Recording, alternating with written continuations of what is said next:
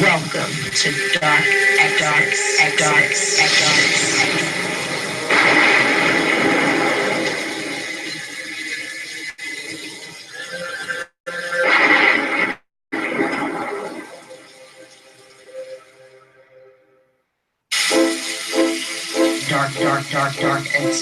Exodus. Think about this.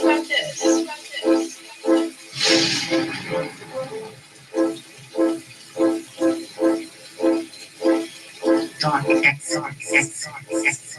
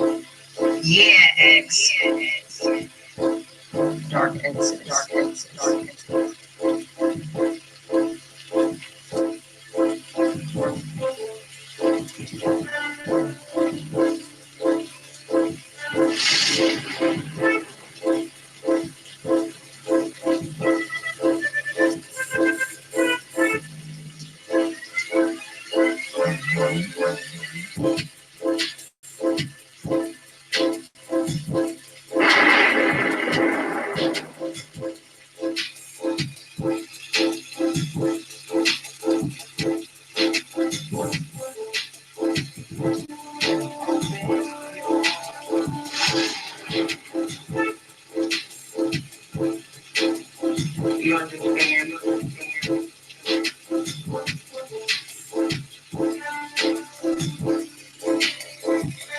Dark Exodus.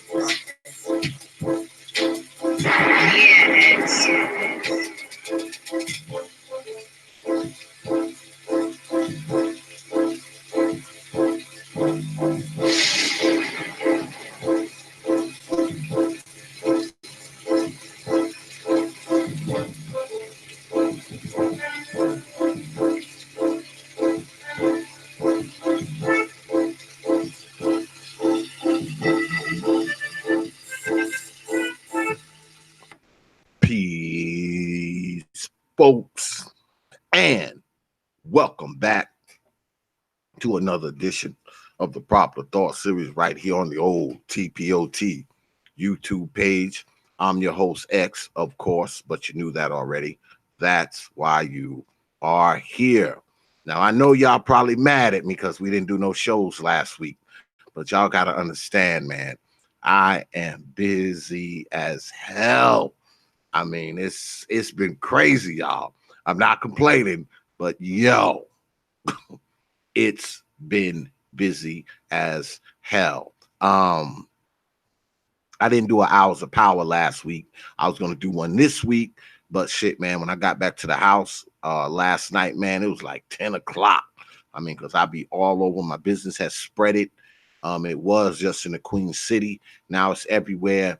Now it's out in freaking Gastonia. It's out in some spots in South Carolina. So, I mean, I'm going to try to keep these Thursdays going every Thursday. But those Wednesday shows, we might only get one of those every other Wednesday. Because, I mean, my shops are going crazy right now.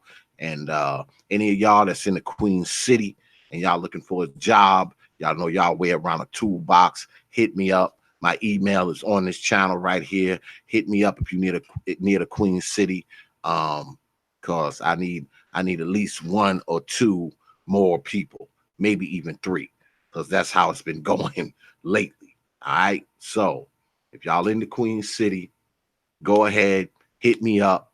Hopefully you know your way around the toolbox, because if you hit me up, you can get you a job, because I need help like a motherfucker. But oh shit, Keep It Techie in the house. Lando in the house. Brother Joshua Green, what's going on? Yeah, but tonight we on the air. And tonight, special guest, Brother Obsidian will be in the house. I mean, many of you, I know y'all know who Brother Obsidian is, but he usually goes by this here, his call sign. I am the of the everyday brother. Yeah, so we're gonna get down tonight with Brother Obsidian. And tonight, because y'all know the last couple of weeks we've been going in on these mama's boys. So tonight, I guess you can consider this part 3, because tonight we're going to be talking about males made by Mama. Yeah, it's going down. It's going down tonight, y'all. So also, I know I haven't seen y'all in 2 weeks, but I got donations 2 weeks ago, and y'all know I always start the show off with thanking y'all for y'all donations. Like I always say, man, I'm humbled, I'm honored, because TPOT isn't a big channel, but the people who watch me, they have big minds and they have big hearts, and I mean, they support me, man. They donate to this place, man. They donate to TPOT, you know. I mean, and I'm grateful, man. I'm appreciative, but like I always say, it's not always about your money, man. You know what I'm saying? I mean, if you watch these videos, if you show up here every damn week, if you share these videos, you know, you come to the channel, you contribute into the chat room and all that kind of stuff, man, I consider you a supporter. I don't just consider you a supporter because you drop a few coins on me every other week or every week or once a month. No, I consider you a supporter if you drop coins, or you watch the videos, or you share the videos, or you contribute to the chat room. I mean, leave comments in the comment section. If you do any of that or all of that, I consider you a supporter. So I want to thank you for supporting this channel. It is greatly appreciated, because I appreciate you. I appreciate everything y'all do. I appreciate your coins, absolutely, because you don't have to spend your hard-earned coins on this platform, but you choose to do so. And it is greatly appreciated. All your support is greatly appreciated. And once again, I want to let you know that I'm humbled and I'm honored and I thank you. But tonight, oh shit, the Black Avenger in the house. What's good, man? What's good, brother D Rock, Doc Man, Jeff in the house, Deborah Leonelli. I have no idea who you are, but welcome anyway. So I get stuck when I see new names. You know, I see kind of the same names all the time. When I see some new shit, I'm like, who the hell is that? But yeah, we're gonna get down with old brother Obsidian tonight. He should be here momentarily. I know he did a show earlier, but we did speak earlier, so he will be showing up tonight, even though he done stood my ass up a few times, you know, but he will be coming up on here tonight. You know, I'm gonna have him up here, and I'll probably have a few other usual suspects. Y'all know how it go. Let me see what's going on. I'm gonna hit him up right now.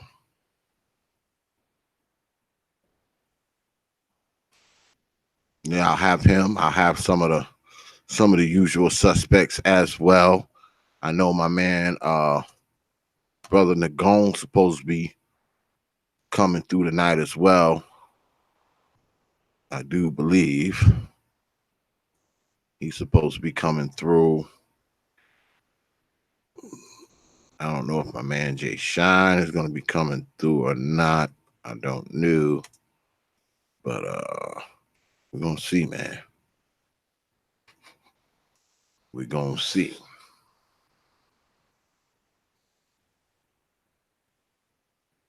Go ahead. I'm gonna hit brother NAGONE up too. Yeah, freaking I know, brother Black Avenger. Damn, Obsidian probably knocked out probably knocked out. But I did speak to him a little while ago, so I guess he's gonna get himself together, because I know he did I think he did like 2-3 shows tonight. I mean today. The brother be putting in some work, boy. See me, I can't do that shit, man. I ain't got it in me. I ain't got the time. None of that. So X cannot do it. Cannot do it. But yeah. So we're gonna we're gonna go in tonight, man. We're gonna talk about these quote unquote men made by mama. Now y'all know for the last few weeks we have been talking about this mama's boy shit. And I think a lot of the shit that goes on within Black society, especially concerning the men, okay? The women, they something else. We probably won't talk about them too much tonight, but I mean, when we're concerned about what's going on with the men, a lot of these men, the reason why they can't function properly is because of their old black ass mama. Let's be clear. A lot of these dudes are 25, 30, 35, still living in their mama's basement. They're 25, 35, mama's still buying their shit, mama's still giving them money, mama's still taking care of them. So now it's not all their fault now, because see, she groomed them to be the way that they are. Okay? Mama groomed them to be the way that they are. Right? Now, but I can understand you being a mama's boy, kind of, especially if mama is all you got, when you're a child, when you're prepubescent, even up into your teens. But once your black ass get to be about 18, 19, 20, it's time to break free from mama, okay? You've had the umbilical cord attached to you for 18 years now. It's time to cut it, all right? If you're a grown-ass man and you still hanging on to mama's apron, and everything that goes on in your life, you have to check in with mama, okay? Whenever something happens, you call mama. That's the first thing you do. I got to call my mama, all right? And a lot of y'all have transferred that mama shit onto the women that you fuck with. Yeah, they like your mama. They give you a place to stay. You get to drive their car. You just like one of the fucking kids, She might even buy your black ass a PlayStation. She might have even bought you a PlayStation or an Xbox. So a lot of brothers have transferred that mama shit right onto the chicks that they fuck with. Okay? They have transferred it right on over to her, because see, they still feel the need to have a mother. And I know y'all probably have heard Brother Obsidian talk about it too, but I've always talked about this mama's boy shit, because I always think it always goes back to your old mama. I mean, anybody who watches and follows the Popular Thought series, y'all know how biased I am against these old mamas, because I think that they destroy these fucking children, and they definitely destroy these young boys, okay? Especially those young boys who have no one, have no man to give them any male influence whatsoever. They don't have their father, they don't have their grandfather, they don't have an uncle, a male cousin, nothing, okay? The only men they see is the fucking men that mama traipses in and out the house. See, those brothers are doomed, okay? Because not only are they going to grow up to be mama's boys, all right? They're going to grow up to be mama's boys, and they're going to grow up thinking effeminate like a motherfucker. And they're going to run right out and get women just like their old mama, just like their old mama. And it's usually the ones who had them old mamas who ain't shit who go out and get a woman just like their old mama. I'm just saying. Oh shit, looks like the guest of honor has arrived. Everybody, the brother Obsidian has entered the building. Let me give him his damn, I done lost it now. Oh, here we go. I am the voice of the everyday brother. Brother Obsidian, what's good, man?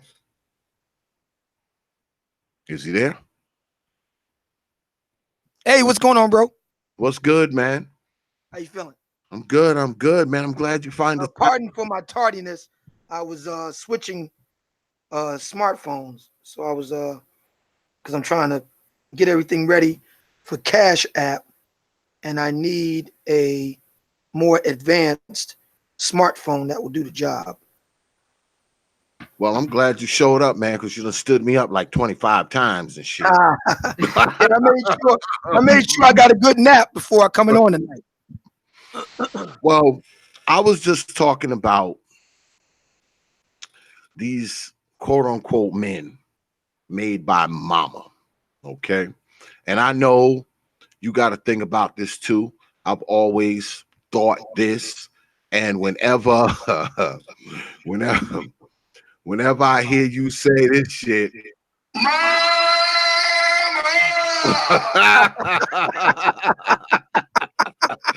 when I hear you say that shit, I'm like, oh my goodness. Because see, this is the thing, and this is what because everybody, just like I just finished saying, everyone who follows the Proper Thought series knows that X is very biased against these old mamas. Okay, always been biased against these old mamas because I think they destroy the fucking children and then they fuck up their neighborhoods and fuck up society. I've always thought that. And a lot of these dudes who are mama's boys, I've also said this. It's not their fault when they're young that they're mama's boys. It's when these motherfuckers get to be adults and are still mama's boys. That's the problem, okay? When you are so wrapped up in mama's pathology, if you are so wrapped up in seeing every woman as mama, the reason why you see things like that is because this is what she taught you, man. She indoctrinated this shit in you. And now you put all this shit on everybody and everything. You're always trying to protect mama. You're trying to protect mama's freaking fallibilities. You're trying to protect mama's whoredom, okay? You're trying to protect the fact that mama wasn't shit and you want to make excuses for it. And that's why often these brothers try to make excuses for these old hoes out here because, see, their mama was like that. A lot of times we get it mixed up. We think brothers are getting angry because, you know, you might be talking about our girl or might be talking about our baby mama or talking about, you know, a chick we know. Usually, and I would venture to say more often than not, when you describing these hoes, you're describing these niggas' mama. Yep. Yeah, you're describing their old mama. And that's what bothers them because no one wants to call old mama out. Okay. And our minds are so trapped within that ideology. So any other black asshole out there, we feel like we should be making excuses for her and her actions as well. What you think? 100% agree, brother. 100% agree. It's a problem. It's a big one. And it's the cynical side of me says we're just going to have to let this thing kind of cycle out and run its course. But then there's the more idealistic days that I have. So 6 in one hand, half a dozen in the other. This is a really hell of a situation. And it's a true irony because so many black women are complaining about many of the problems that they created themselves with regard to these men. Exactly. I don't believe that. I think many of these women, they purposely do this, and I'm going to tell you why. They purposely make these boys the way that they are because, see, if you're, for instance, if you're a woman and you got 5 and 6, 7 baby daddies, your life is pretty much over anyway. So, yeah, your life's pretty much over for the most part. So, of course, you're going to groom your sons to worship you, fear you, idolize you, and think of you as at all times because those are the only swinging dicks that you will always have complete control over. Okay? You'll always have control over them. So of course, they're going to make these boys into mama's boys. Of course, they want these men to worship them, because at the same time, they want them to be subservient to them.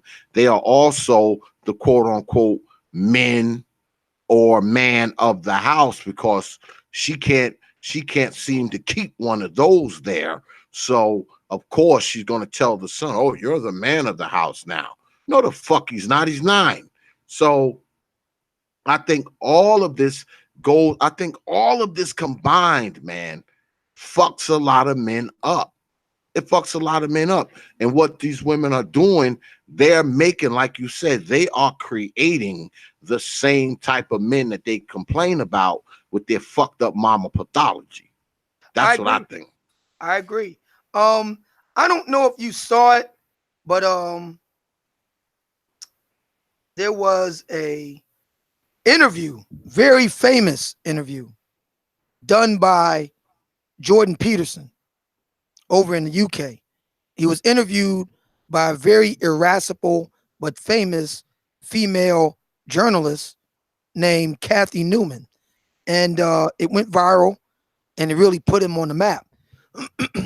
And among the things he said, he was asked about this whole thing and, you know, how his message is really resonating with young men, young white men, to tell you the truth. And, you know, whether women had a role to play in all that. And he said, yeah, well, it depends on what kind of men women want. Do they want, you know, what I refer to as baby Hueys? Some refer to as mama boys. Others would refer to as noodlebacks, whatever term you want to use, henpeck, whatever term you want to use. His point was the reason why quite a few women get with such men is because they're essentially control freaks. And, you know, temporarily, that's a hot thing, but it eventually gets old, and, you know, it ends up not ending very well for these ladies. So, you know, it's not something that none of us don't already know about. We all know it. The question is, and this is especially true for Black America, which Jordan Peterson specifically didn't address, and I don't think he should have to. It's a problem we need to address. We Black people, you know, what are we willing to do to address it? So that's, well, indirectly part of my raison d'etre. Well, what I think happens more often than not is that, and we always talk about this, when people think about Black power and Black empowerment and the Black collective, they're not really thinking about the Black men. See, we're a secondary thought to that. All right. When they think Black folks, they're usually thinking Black women, right? Because they understand pretty much the things that we understand. Whoever controls the children usually controls society. That's just the way it is. And unfortunately, in Black society, who's got control of most of the children? They're old mamas. So that mama thing is big in Black society, and we don't understand it. Okay. No other people worship their mamas the way Black people do. No other people. Okay. When you go to, say, you look at the NFL draft or the NBA draft, and you see those white boys in there, man, they standing in there with their old man. You know, Black people, we standing there with our old mama. Because even though we're a rising star, our daddy still ain't around. So mama is always the fallback. Mama is always the default. And most of us, all we had was old mama. So mama's everything. Okay. So it's not hard for brothers to pick up the mama mantle and carry that shit with them their whole life, especially if it took them a while to get away from mama.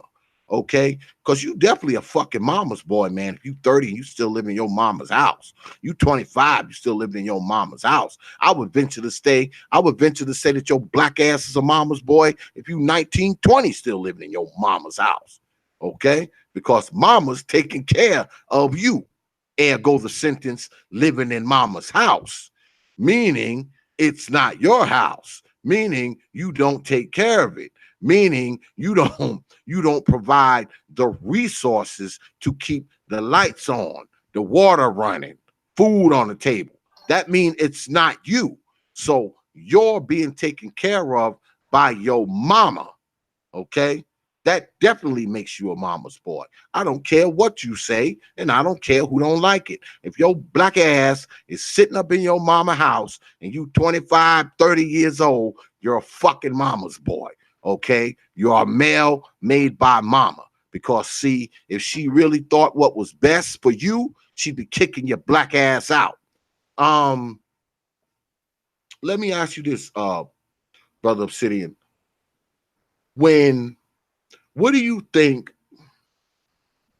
far as this whole mama's boy thing goes? What do you think is the solution to that?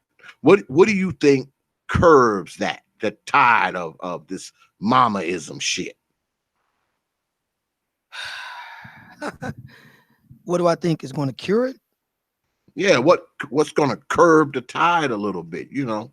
Well, like I said, some days I vacillate between being more idealistic and others being a bit more cynical. I think the cynical side's going to win out tonight. I think it's just going to have to kind of run its course, you know.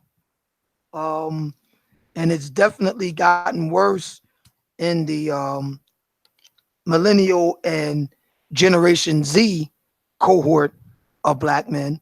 Makes Gen Xers look like stomped down, old-fashioned old schoolers compared to them. So really bad, really bad. There's no pretty way of looking at it. Yeah, and I talked about this kind of shit like 2 weeks ago, and I actually had brought up an article, and it was an article that said that mama's boys make $80,000 more. Well, some bullshit study. I even forgot where the hell I saw it, but they said that mama's boys, they make $80,000 more over the course of their lifetime as opposed to the men who are not mama's boys. Now, I think that's a crock of bullshit because, see, a lot of these mama's boys ain't even got no fucking job. So how the hell they making $80,000 more than anybody living in grandma's attic? I mean, I don't believe that shit at all. I mean, I don't believe it at all because most men, if you're a dude and you still live with your mama, you're probably not doing too well for yourself, man. Probably not. I agree. No, you're probably not. You know, it's different if mama's living with you, okay, and you done move mom in your house, you know, to take care of her. That's different. But if you still living in mama house, you know, that same house that you grew up in with your 9 brothers and sisters, and none of y'all share daddy, you're probably not doing too well. Oh shit, brother Nagone in the house. What's good, brother Nagone? What's up, baby? What's going on? Hey, what's up, Nagone? What's going on, man? How y'all doing? How you feeling, brother? Good, man. Doing good, man. I just come back from the gym a little while ago, man. We're doing some heavy squats with these young boys, and my legs are killing me. Anyway, move right along. But if you made a comment about a lot of these, some of these guys living with their mamas and all that, and I do see the millennials are spending a lot more time at home. As far as not moving out as quickly and so forth. It can be beneficial if you're making money and you could save money. Chipping a little bit at the house, kicking, $400 or $500 a month, but yet save your other dollars to move on. My son's going into the fire department, and he's going to be living with me. And as far as I'm concerned, I told him he's going to be he's going to be NYFD. Yeah, he's actually going to be. Wow, he's going to be. That's a major accomplishment because the NYFD. I mean, I don't want to play the race card here, but it's just the truth. I mean, it's for many years been pretty much Irish. Well, that's where they eat. You know, that was the situation with Irish and others. Ate, but you have black folks who've been pushing hard to get involved in that and get in there, and that's just where you're at with this. But as I said, I want him living with me 3 years. These guys are starting at $79,000 a year. Yeah, it's pretty good. Pretty Okay. good. So if you could sit back and save 40 grand a year, leave out of here, got your house. Straight. Yeah, You're straight. but So if you can take advantage yeah, well, that's of, different. of that type of situation. If you're just talking about somebody laying up underneath mama, and they're not working or they're not trying to advance their career or anything else like that, that's a different story. But I'm all for these younger kids today, if they are getting their educations together, they're getting their careers together. My view is this: stay home as long as you can. Save your money, keep your overhead low.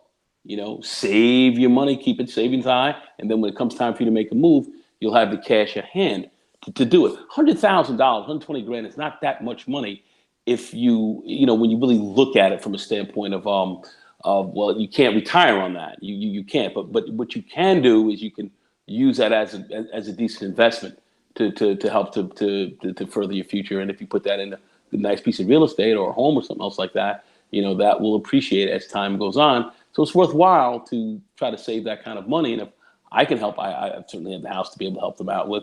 Other parents may have the ability to be able to help their kids out that way. And if you can, I say kids take advantage of that. But if you're laying on your ass and you're not doing anything and you're just hanging out, well, that's a different story. That's a different story altogether. So we're not talking about that. But if you're working a decent job, stay home and save your money. Kick a little bit into the crib. I tell my son, kick a little bit into the crib. And if he brings a nice shorty by, let me take a look.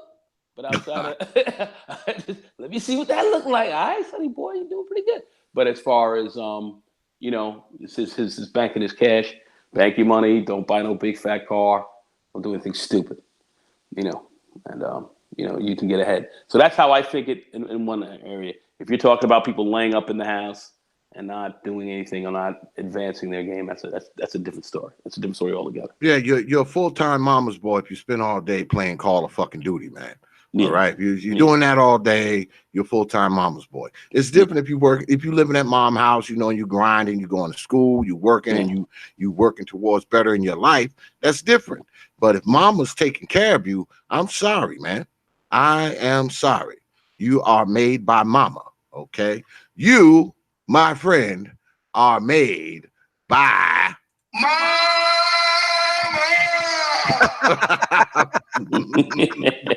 You're made by mama, man. That's a good one. That's a good one. See me, I can't really relate to that kind of shit. Okay, because I left my parents' house when I was 17 years old. All right, I moved out of my parents' house when I was 17, and that was my senior year of high school. Okay, so I was living on my own and still had to finish up high school. All right, I moved out of my parents' house about 3-4 months after my 17th birthday, and I still had another 3 months of school left my senior year. So the first 3 months that I moved out, guess what? I had to hold down my own fucking place and go to fucking high school and work. So, I mean, motherfuckers who home and they 35 and they ain't got no job and they still driving mom car and they yelling up from the basement, Mom, we out of cereal. I just can't, I can't empathize with these brothers, man. I cannot. I mean, that's total bullshit. We shouldn't even be talking about that. I mean, it's one thing if you're living home and you're taking advantage of things, but things were a lot more expensive when you and I were a lot younger. When my first apartment that I got really on my own, I was paying $400 a month. Yeah, my first apartment too. I was paying $200 for $400 a month. Now if you want to look at the west side of Yonkers or you want to move into the Bronx or you want to move anywhere in the city, $400 a month. That may be your electric and cable bill put together, but that ain't no rent you're gonna be laying out. So it's a lot more expensive. To kind of be out on your own. So that's why I do say I think it's a smart thing if you can if you are going to be with mama, make sure you're making some money, and you can save your cash. It's like in my neighborhood right now, people are building a lot of McMansions. What are they doing? You've got families now that are buying a big plot of land, and they're basically building connecting houses onto one piece of land to keep the property cheaper. And they're all, you see houses now with 3 and 4 car garages, and they're 2 and 3 families in there, and basically the 2 houses they're kind of putting together. And that's how a lot of people are doing it on the big time level, if you will. So I see what this is all about. It's about really coalescing and working together. But if you're not in the mindset of working together, it's a different story. You guys are talking about something totally different. You're talking about some kid laying up, backpack on his back, hanging out, playing Fortnite all day long. My little grandson, he plays Fortnite. He has a great degree of fun, but he's 9 years old. He's a kid. But if you're a grown man, like say 35 years old, doing that, it just that makes no sense at all. And that person should be out on the street. Sorry. If you're doing that, you're a fucking loser. You're a loser. Should be on. You're fucking LOSER. You're a fucking loser. Well, see, that's the difference. If you're living with your old man, okay, your old man is not going to let you just be some bum in the house. You in the basement, you and your old unemployed friends smoking weed and shit and sneaking holes in there in the middle of the night. See, your old man, he's not putting up with that bullshit. He's not gonna let you lay around in his fucking house all day playing Call of Duty, okay, with no job, eating up his food, drinking up his beer. Nah, the old man ain't playing that shit. Only your old mama is gonna let you get away with that shit. Yeah, only your mom's gonna let you get away with that. Your old man is not, okay? Because I know I have grown sons too. Okay, and them motherfuckers ever want to move into my house, them motherfuckers better come in here. They better walk in the house with a potential job already. They better be starting their job tomorrow when they move in. You move in, your first day of work is tomorrow, motherfucker. Or already have a job when you move in, this motherfucker. Well, my son, I definitely want him to definitely roll with me because he was living with a roommate and that whole thing, and then he started living with his mom and he really wanted to live with his mom. So I was like, and they got up, they got us set up where they, my old house that I had that she got, they sold that, and and then she and her sister have moved in, and he moved in with them for a little while, and he hasn't been that, but now he's got the FD thing going. So I said, come on down here, hang out with Pops, and rock and roll, that's pretty much it. He's got a little clunker car. So I'm not gonna buy him a new ride, but he can jump my car anytime he needs it. That's not an issue. So, just let him do his thing. Stay here 3 years, say you don't, bounce, and bounce into your own crib, So it's I consider my place a launching pad. This is where you get launched. You're launching your shit. But yeah, that can make sense. I can see that working. That kind of deal can make sense. That makes sense. Yeah, for sure. And but what we've been seeing lately, and I don't know if y'all out there watch the promo or not. It's this lady, and she a black lady, and she actually lets her son, and I believe the kid he's like maybe 8 or 9 and shit, and she lets him wear dresses. She lets him wear princess dresses. She lets him put on skirts, the whole 9, tiaras and shit like that. What is it? How old is this kid? He's got to be about 9 or 10. He's got to be about 9 or 10. And I would venture to say that she's not the only one, man. I would venture to say that this is something that a lot of these women do. Okay? I believe a lot of them do. Because see, it's in the female collective, right? It's in their best interest to have as many black men effeminate as possible. Okay? It's in their best interest. And I'm going to pull up that picture too while I'm talking. I'm going to look for that shit. Where's Papa? Where's Papa? Where Big I'm Papa? trying to remember if the Pops is even on the scene at all. Because if he is, he's a fucking sucker. If he's on the scene, he's a sucker. Yeah, he's a sucker. If he's on the scene, he's a fucking sucker. I mean, because ain't no way in the hell I would let my damn woman put a dress on one of my sons. I'd be like, woman, what? It's time for your ass to move out of here. Yeah, it'd be time for her to move up out once she start doing that bullshit. I'm trying to, oh, here we go. Here we go. Here we go. I forgot the little boy's name too, man. I forgot his name because he was on Good Morning America and all kinds of shit, man. Yeah, he was on Good Morning America. Cause you know, white folks, they love to see black folks all fucked up in the game and shit. You know what I'm saying? They love to see fucking black people doing shit they ain't supposed to be doing. Wow, that's pretty scary. Can y'all see that? Can y'all see that? Yeah, I can see it. You got some pink joint on? Yeah. Now, this is a screenshot from a TV show now. Wow. This ain't some shit I made up. This is a screenshot from a fucking TV show. All right? See, he got on the pink dress and shit. And look at the little boy face. Look at his face. He's like, oh my God, why are you doing this to me, mommy? Is this media? Is this sensationalism right here, or I don't know if it's sensationalism, but oh man, is this sensationalism, man? Is this sensationalism? I don't know. This is the first time I've ever seen that shit. That's some sad shit. Yes, it is, man. Yes, it is. And when you talking about males made by mama, see this, looking at that gives you one idea about why these boys are the way they are when you look at that. But I would say maybe not as bad as that, but I would say that a lot of these women are doing the same thing. They're doing the same thing, by the shit they're teaching their sons, okay? How they're raising them, all of that, man. I would venture to say that they are fucking destroying these boys. Big Papa's got to somehow. Dad's got to be on the scene now. I mean, on Obsidian Show, we've talked about it many times. You know, especially with the Charles Blow article and so forth. Really looking at the CDC and saying that black men were very involved dads and so forth. So there's a lot of statistical information out there to kind of back that up. And Obsidian, we did see even where black women were trying to push back against that. Am I correct? Oh yeah.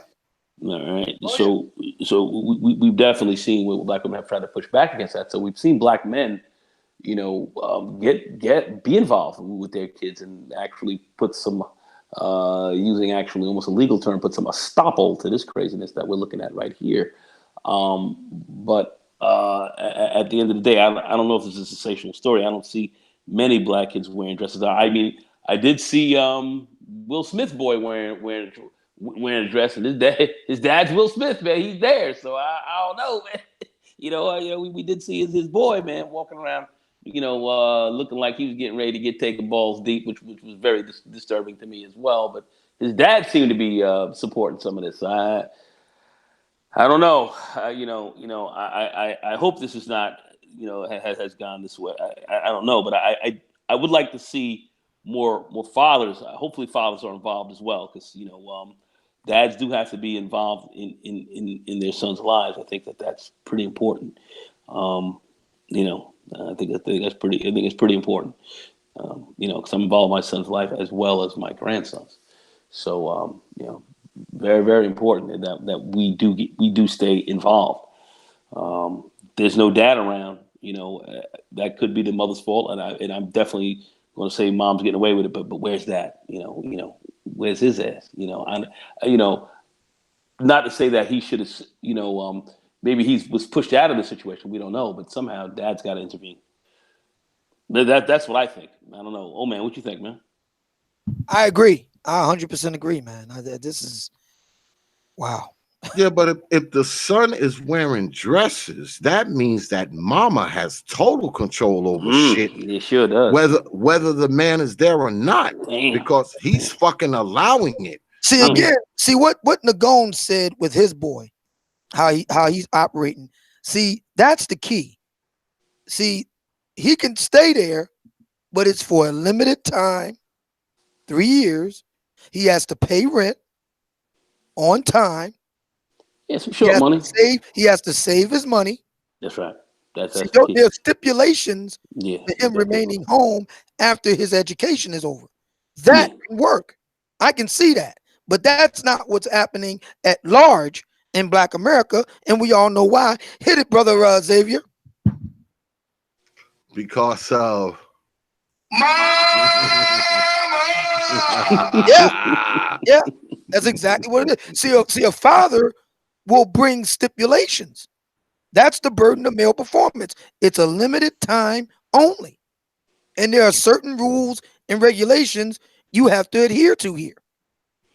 Yeah, and it's to his benefit, I mean, we kind of sat down, and kind of agreed. You're gonna get in here, you're gonna be making some nice bread. Put this away because you can get your own place. The name of the game is to get him his own spot to where he's got his place. He can buy a nice house somewhere, and that's his. Can't no woman roll up and take it from him or anything else like that. That's his stilo. That's his piece. That's his piece of the of of the dream. He can do it. He can do it with the kind of money that he'll be making, and just save your dough, man. Save your cash. Black men are frugal. I'm sorry. I think black men tend to be very frugal. You can talk to brothers about not blowing their shit up, crazily, especially if they see where it will benefit them. Not to say that black women can't do it, but I've seen historically, it's been much more difficult for them to do it than brothers. So yeah, so he agrees with me. He agrees with me. I'm not, grown man. I'm not putting any stipulations on him. He's got the run of the joint down there. I'm not going to be climbing all over him. You know what I'm saying? Like I said, just nothing crazy going on. And I'm not about the drug use. So plus they drug test you, so you're not going to be able to be smoking any weed or anything else like that. So he's not really into that. But if they every now and again, I guess if those guys blow a J, I'm not down with any of that. But they're grown, so just don't be doing it around the grounds. But handle your own business. Bring his women in, do whatever. I don't care. I don't give a damn. He's old enough to drink, so he does. He's a man. So I'm not trying to cut him down. I think the biggest thing is just save your money. I mean, I live what I preach. Get your mind right. Get your money right. These things, I thoroughly believe in that. That's not anything I just say. So I believe in this. So he does what we plan on. 36 months. He steps off into his own joint. You know, steps off into his own joint. That's instead of paying rent to some foreigner, roll with your fam, and then take care of your own thing. Keep everything contained.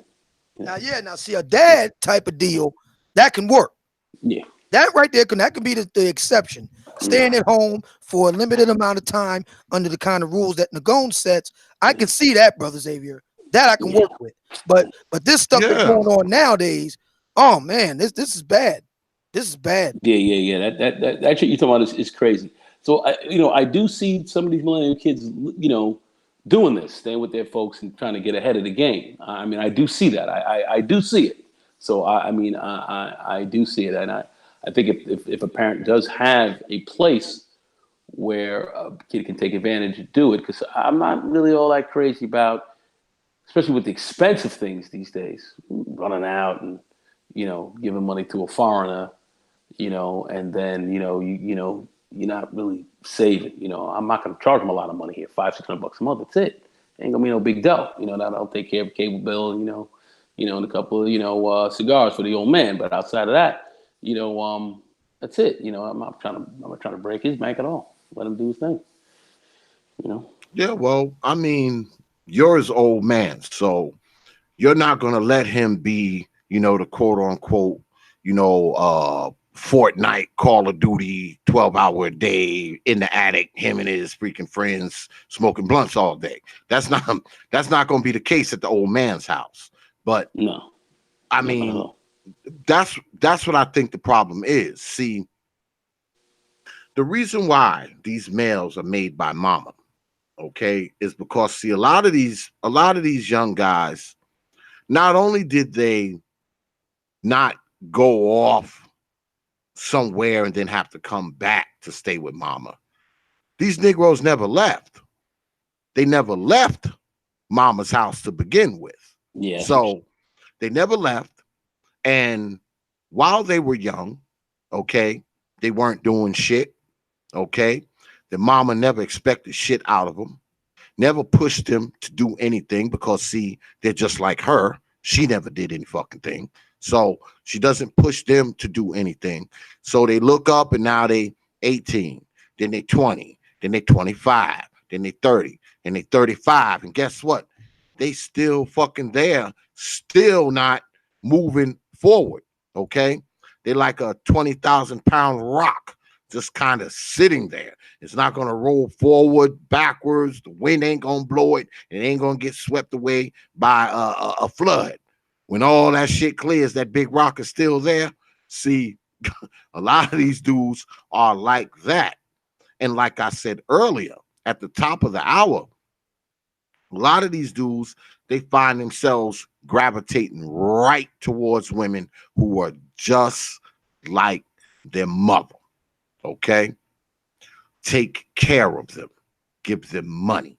Give them a place to stay. Because, see, you don't have to be a fully performing, effective man to move into some woman's house. Okay? Usually, if you're a man that has to move into a woman's house, you're probably not that effective as a man. Because, see, men, we don't give up our freedom quickly like that. We ain't quick to freaking just move into a chick's house. All right. I know I was when I was a young guy. Even if I had been living in the damn woods, I wouldn't have jumped up and moved into some chick's house. I've seen brothers move into a chick's house and they've only known the chick 2 weeks, 3 weeks, a month. Next thing you know, they packing up they fucking PlayStation and their couple pairs of Jordans and they jackets and their gold teeth and shit, and they heading on moving into the chick's house. All right. I've seen that. All right, with my own eyes, where brother moved right into a chick house and only known her like 3 weeks. Brothers like that, those are the fucking mama's boys. Those are the males made by mama.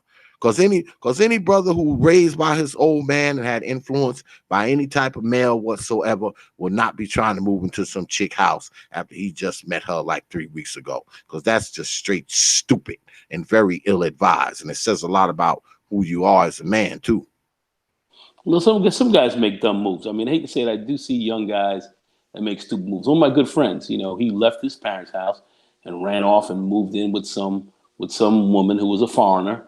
And she basically it was a kind of almost a green card situation. He ran into it because he was a sucker. He was getting pussy whipped, and she talked him into a crazy move. He ended up getting divorced, of course, and everything else like that went down. But yet he got talked out of it. And his father, I remember talking to his dad. Carl, oh my gosh, look at this. You got to talk to Dave. You got to talk to him. I couldn't do anything. The boy was whipped. I've seen guys do very stupid things. Unfortunately, I've seen dumb shit go down. So men do make stupid moves. I mean, but behind women, they will make it, and they will look at you and get mad at you for telling them how stupid they are. They will get mad at you. They will do it. And some of these guys, they have to have, unfortunately, what many of us have experienced is this consequential knowledge. Which is, a little tougher to deal with, but there it is, So a lot of these brothers just want mamas, man. They want mamas. A lot of them they want mamas. They want a woman who takes care of them. As a matter of fact, and I'm going to be talking about this on the show real soon. At first, I didn't think this was the case, but I had to go back and change my mind on this.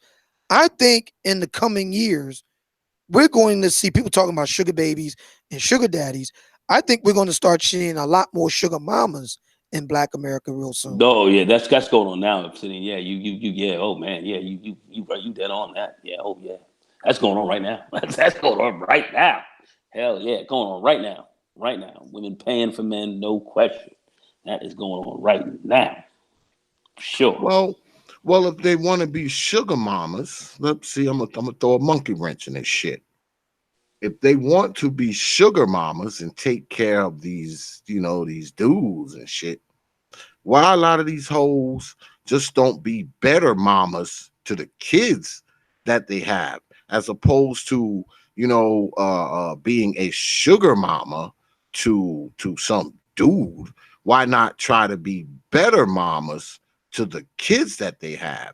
Or is that what it is? Is that because I always feel like, if a brother going to get with a woman and she got a bunch of kids and shit, he's not getting courted, he's getting adopted because he's just one of the fucking children. Maybe that's what it is. Maybe she feels the need to have that mothering thing going on. She needs to mother the guy and buy him clothes, buy him a car, get him an Xbox, buy him sneakers. That's some shit your mom that's some shit your mom would do for you if you were like a young kid. She'd buy you sneakers, she'd buy you a jacket, she'd buy you an Xbox. So, but here you are 35, and this woman's buying you sneakers, she's buying you an Xbox, she's buying you clothes and shit. You live in the crib, so she paying all the bills, and you might have to toss her some dick from time to time, but that's all you got to do. So if she's into this is what I think goes on with us Black folks, and I know people are gonna hate to hear this, but I don't give a shit. See, we got this crazy Oedipus fucking thing going on with us, man. Okay, we got this crazy shit going on with us, and a lot of us, we in love with our fucking mama. All right, we in love with our mama, and our mama see us as a quasi pseudo husband because she couldn't keep a motherfucking nigga around. Okay, she couldn't do that. So she got these sons now that she can fucking control, and she done taught them to worship her. So they'll go on and continue to worship her ass probably as long as they live if they don't snap out of that fucking mama funk. Yeah. Well, snap out of it. They certainly want to keep around as a support system. They definitely want their sons around as a support system. That's for sure. They want a support system around them. I do think a lot of these women who, when they go for some of these younger guys, they may want a guy to take care of them, but they want a young, hot dick that they can control. I think it's a control thing. That's what they want. They want to, and then they'll be willing to pay for it. That's what I see these women doing. Young hot dick that they can control. Yeah. That's really where I see these women coming from to a large extent. And a lot of these guys will play that role because it's an easy game to play for them for a while. It ultimately all ends up on the rocks, as we know it. The boat bottoms out, but they do play that game for a while. They do, and they're willing to pay for a man. Obsidian, I'm sure you've seen this, right? Oh yeah, definitely. And I think we're going to see a lot more of that as more Black women get a bit of coin and get a bit more bolder, and as more Black men who are already mama's boys to begin with, start to trade on that. We're going to see more of that. Yeah, it's going on now. I can tell you, it's going on now. We're going to see because my son, he's a good-looking kid, long, tall, lean, muscular, fair skinned dude, sharp looking, a lot of hair in his head, and these women, they're like, "Oh, your son, he sold this, he sold that." I'm like, man, I know y'all trying to roll up with the young boy, but at the end of the day, I don't think he really going for it. But yeah, I've seen it with my own boy. He's 6'3", tall, smooth looking cat. Smooth looking dude, and these women are rolling up on a young man, and I'm talking about my boy Woody's 26. So you've got women 35, 40, 45. You know, I'm trying to roll up on them. Trying to roll up on them. Yeah, they want to be his mama. I mean, what they want is they want a young, smooth-looking cat like this, up in there, banging it out, popping it. She controlling the game. She got the money. She got a young, smooth cat under her control. She's controlling. She's running a syndicate. That's her in control. That's her in control. You know, that's what I see. You know, me and my son, we've laughed at some of this stuff, but that's essentially what I see. Yeah. Well, you know, our shit is backwards in black society anyway, man. There's a lot of backwards shit, man. So, I mean, I'm not surprised, man. You got these women in their 40s and 50s, man. They running after dudes that's like in their 20s and shit. But I'm gonna tell trying you, to these white women, recapture some glory days. these white women at that too. White women, these Latinas, they. This is a female thing. Black women in particular, but this is enterprise wide. I want to just lay that down as well. This is enterprise wide. Right. Yeah, but I think we as black people, man, I think we have one of the strangest relationships with our mothers out of anyone. Because like I always say, most of us, that's all we have. And, you know, I believe a lot of mothers are just horrible fucking parents, you know, right off the rip. I mean, people won't like that I say that either, you know, because they think I'm talking about their old. But I mean, it is what it is. I mean, we know that, you know, when a woman just raising these kids, especially if she got more than one, when she raised them by herself, she's usually not doing the best. You know, she possibly can. She's giving them this fucked up ideology. She's giving them this fucked up mind frame, especially the sons, you know, because we often say that, I often say that a lot of these hoes, they just like their old mama. A lot of these bros is just like their old mama too. Okay. They just like their old mama. They think like her. They talk like her. They act like her. I mean, they just so happen they are swinging dick, but they have the same mind frame as the old mama, and that's very dangerous when you're a man. I mean, you can look right here on YouTube and other places. You see people acting out. You can tell those who were raised by those who had fathers, those who didn't. You can see it. I mean, you can see it. I kind of hate to call it out. Obsidian, would you agree or would you disagree with that? Yeah, absolutely. Hell yeah. Yeah, This is pretty sad. I mean, and the irony is so many women are complaining about the very thing they've created. Yeah, man. Yeah. And what I find even the greater irony is that they're chasing the very thing that they kind of created as well. Oh yeah. It's real interesting. Yeah, of course they're chasing it. And these are the same women, and I've said this many times before, these are the same women who raise their sons up and they say, oh, you know, he want a woman just like his mama. Okay. And the women who say that shit are the old baby mamas. Yeah, they're the old baby mamas. They're the ones always talking about how their sons want a woman just like them. That is one of the stupidest things I've ever fucking heard. All right. They complain about these dudes. Okay. And what they do is they groom these dudes to be the dudes that they claim they hate, but they also groom these dudes to go out and find fucking chicks just like them. I mean, it's the craziest thing.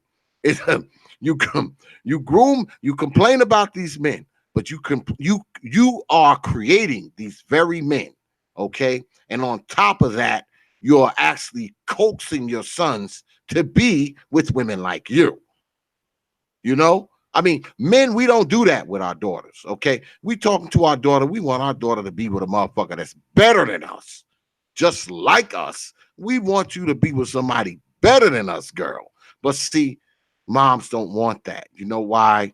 Because if you get out there and you find somebody better than her, if you find somebody with ability, desire, interests, goals, don't have 4 babies by the time she's 21.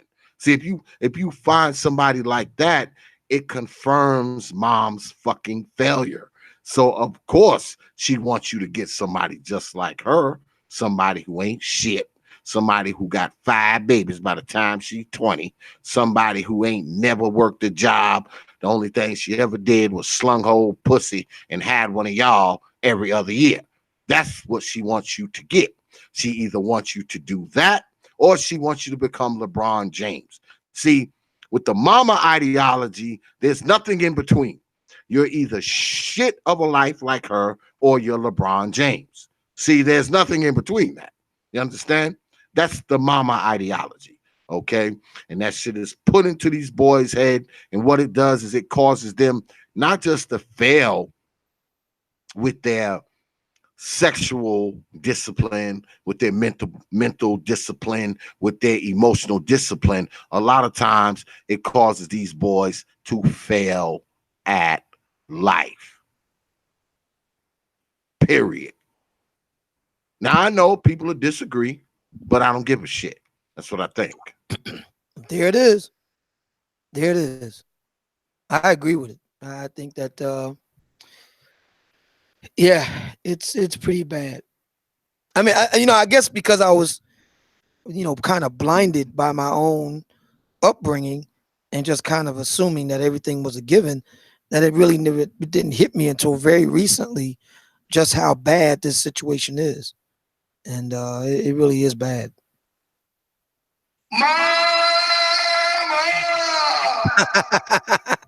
Yeah. Yeah. Mama done fucked them up. I mean, but y'all see me. See, this is the thing. See me, X. I'm a very biased motherfucker. I got a series on my page called the Old Mama series. So I'm very biased against these old fucking mamas, man. I just am. I'm biased against my own mother because I feel like if my mother had raised us by herself, we would have been all fucked up. All right. See, me, I was primarily raised by my father. I mean, I spent very little time with my mother when I was coming up, and I was the youngest son.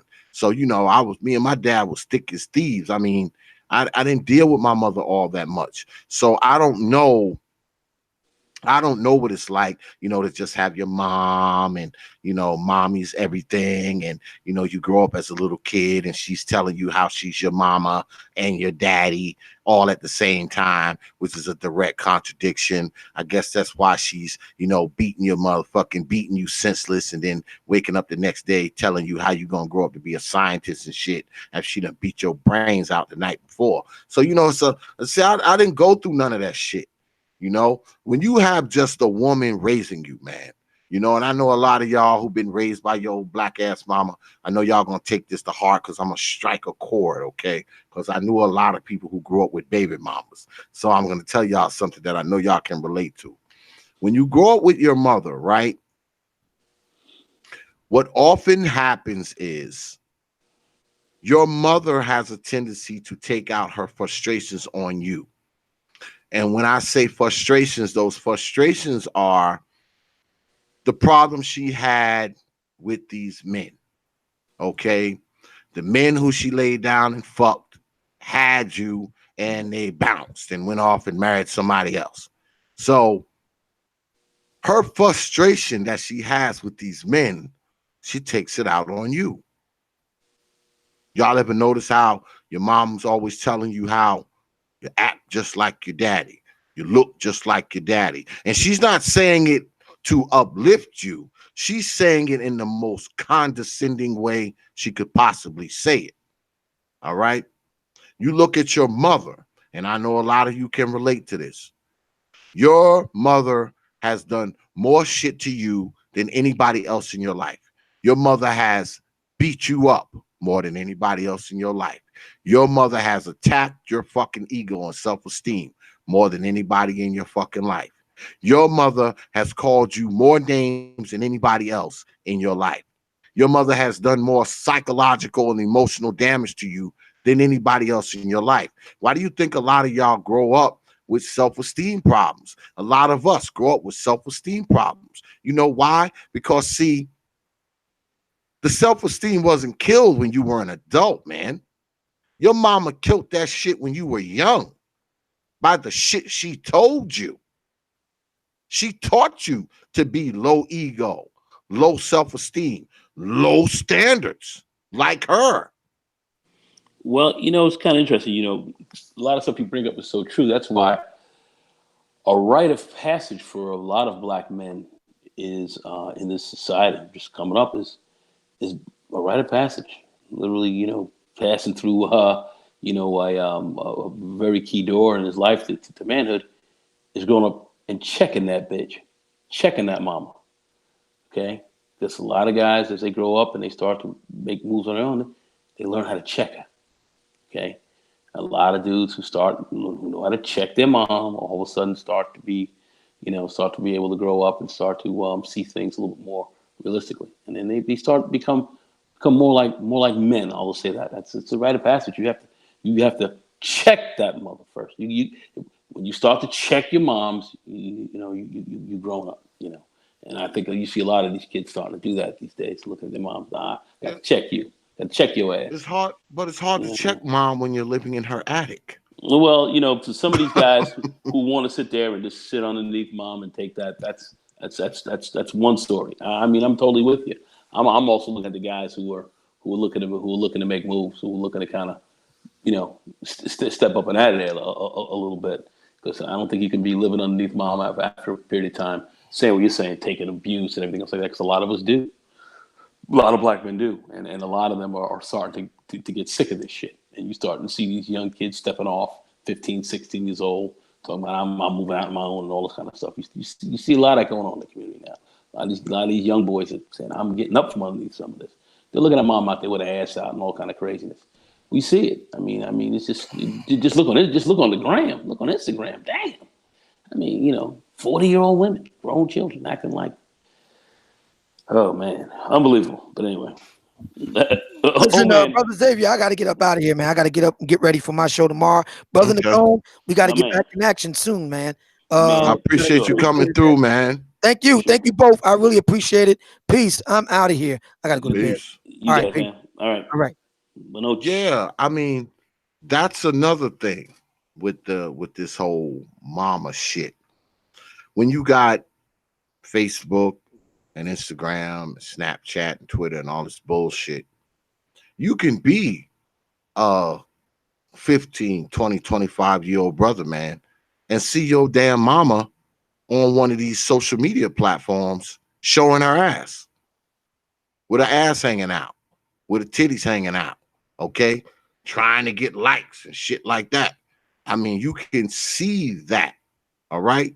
You can see that shit.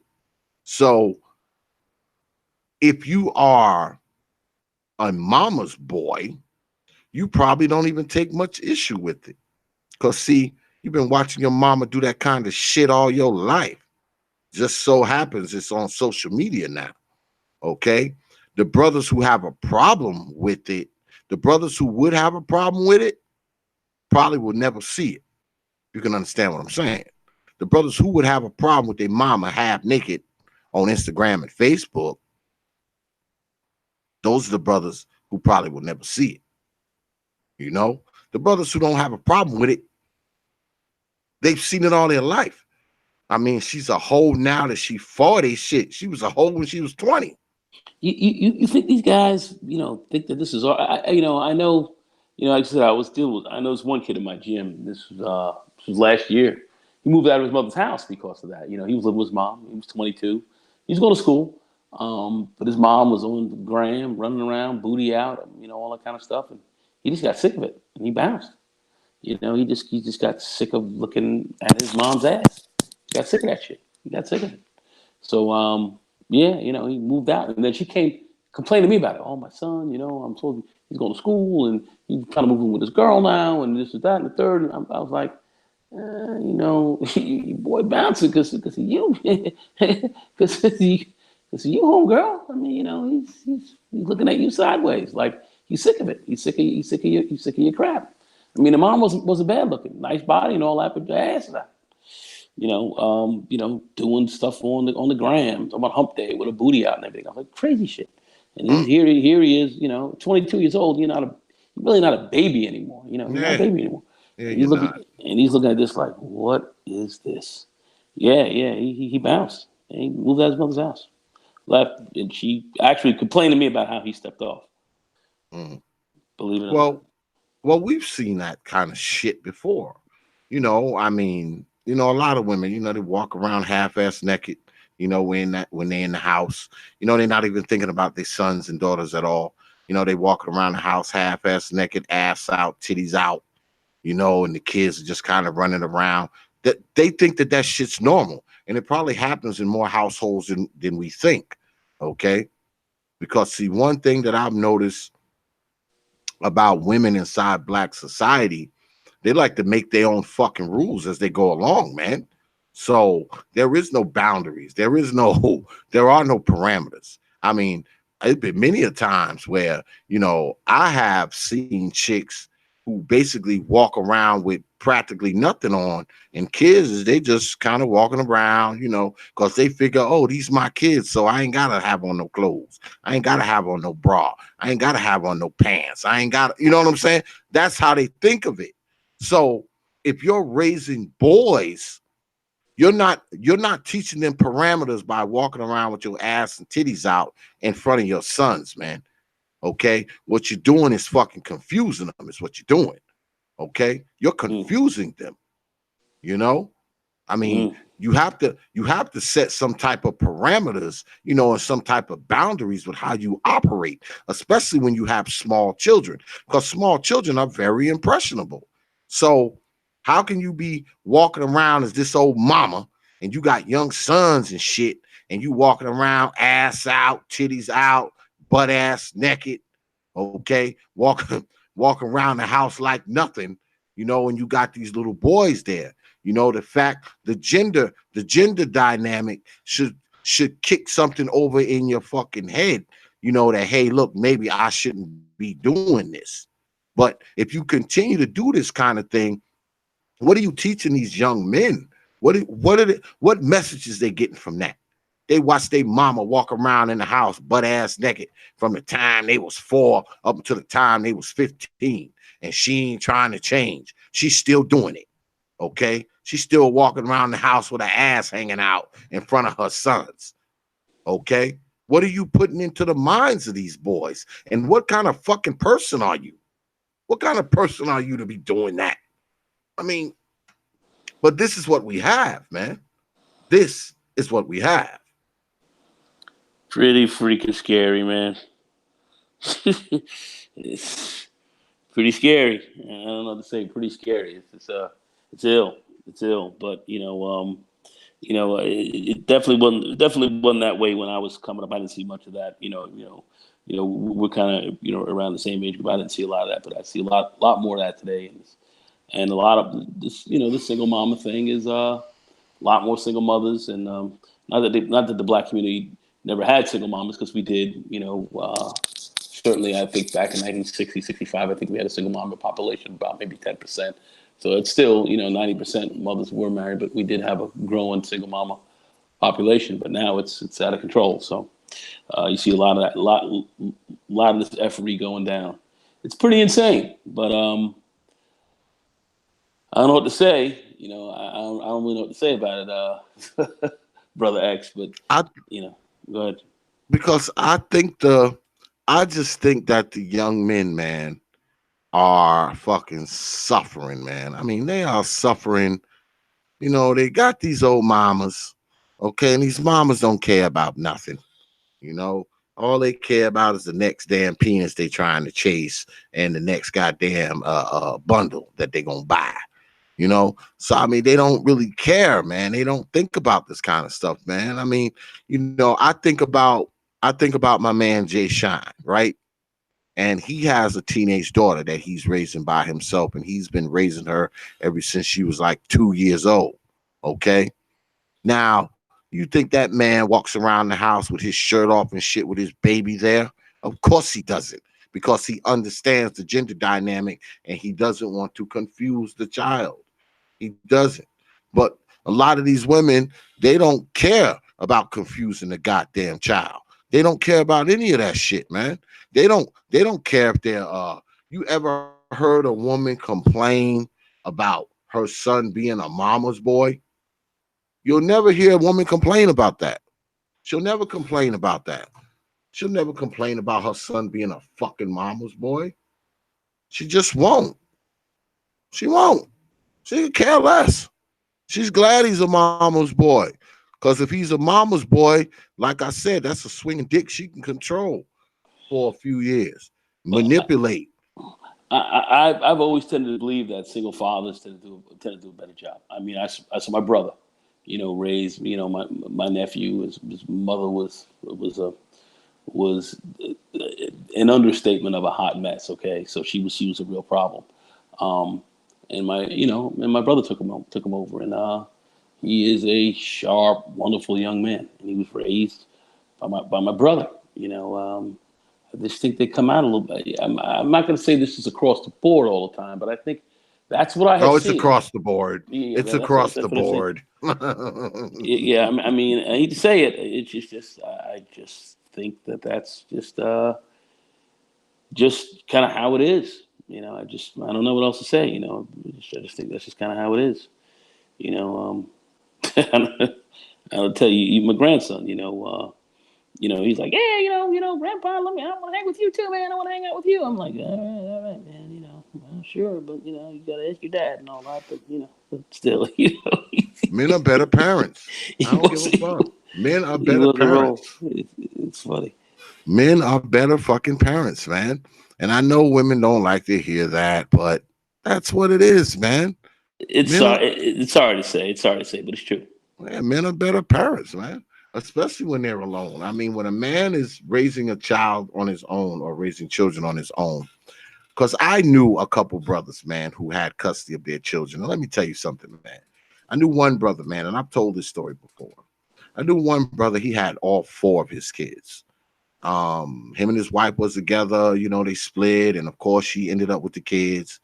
And she was drinking and drugging and leaving the kids alone and also kind of dumb shit. So eventually he got custody of all 4 of those kids. And let me tell you something, man. He had 2 sons and he had 2 daughters. Man, those were some of the most respectful little kids, man, that I ever met in my fucking life. I mean, his sons, man, they walked up and shook your hand and looked you in the eye like grown men. His daughters, they were shy, bashful around men. I mean, it was like, because you don't see that often when you go to some woman who got 4, 5 kids. Okay. It's hard to see that level of respect in the children. When you go around these old baby mamas, you go around these old baby mamas, boy, these kids buck wild. Especially if she got 4 and 5 of them. Shit. They curse and don't half listen to her and just all over the place. Don't have no respect for grown folks. None of that shit. Because see, they've been taught by her. You understand? They are the spitting image of her. All right. So she doesn't have respect for shit. She don't have respect for herself. She don't have respect for older folks. So guess what? The youngins that she raising, they just like that. She can't teach them a language that she doesn't speak. You understand? If she don't speak the language of respect, integrity, honor, loyalty, how the fuck she gonna teach it to the kid? All right. See, what happens with a man is when he has a child and he wants that child in his life, he will change. He will level up. He will get a better job. He will get a better car. He will get a bigger house. He will do whatever he have to do. Shit, he will fucking boost up his fucking investments into shit, into a program, into his job. That's what a man will do when he wants a child he wants a child in his life, he wants to do for a child. He will level the fuck up. See, a lot of women don't do that. Okay, a lot of these women, they are the same way with baby number 8 that they were when they had baby number 1, baby number 2. Okay, hoes still living in the same apartment that they were living in when they had the first one. Hoes still chasing the same kind of niggas that they had the first one with. Now they done had baby number 8 with. They never level up. A lot of them, they don't level up. They kind of just stay right there. See, men level up. And that's why a lot of black folks tend to not level up because they can't. Your mama cannot teach you a language she does not speak. And she don't speak the language to level up, man. She speaks the language of stagnancy. So, of course, you learn the language of stagnancy too.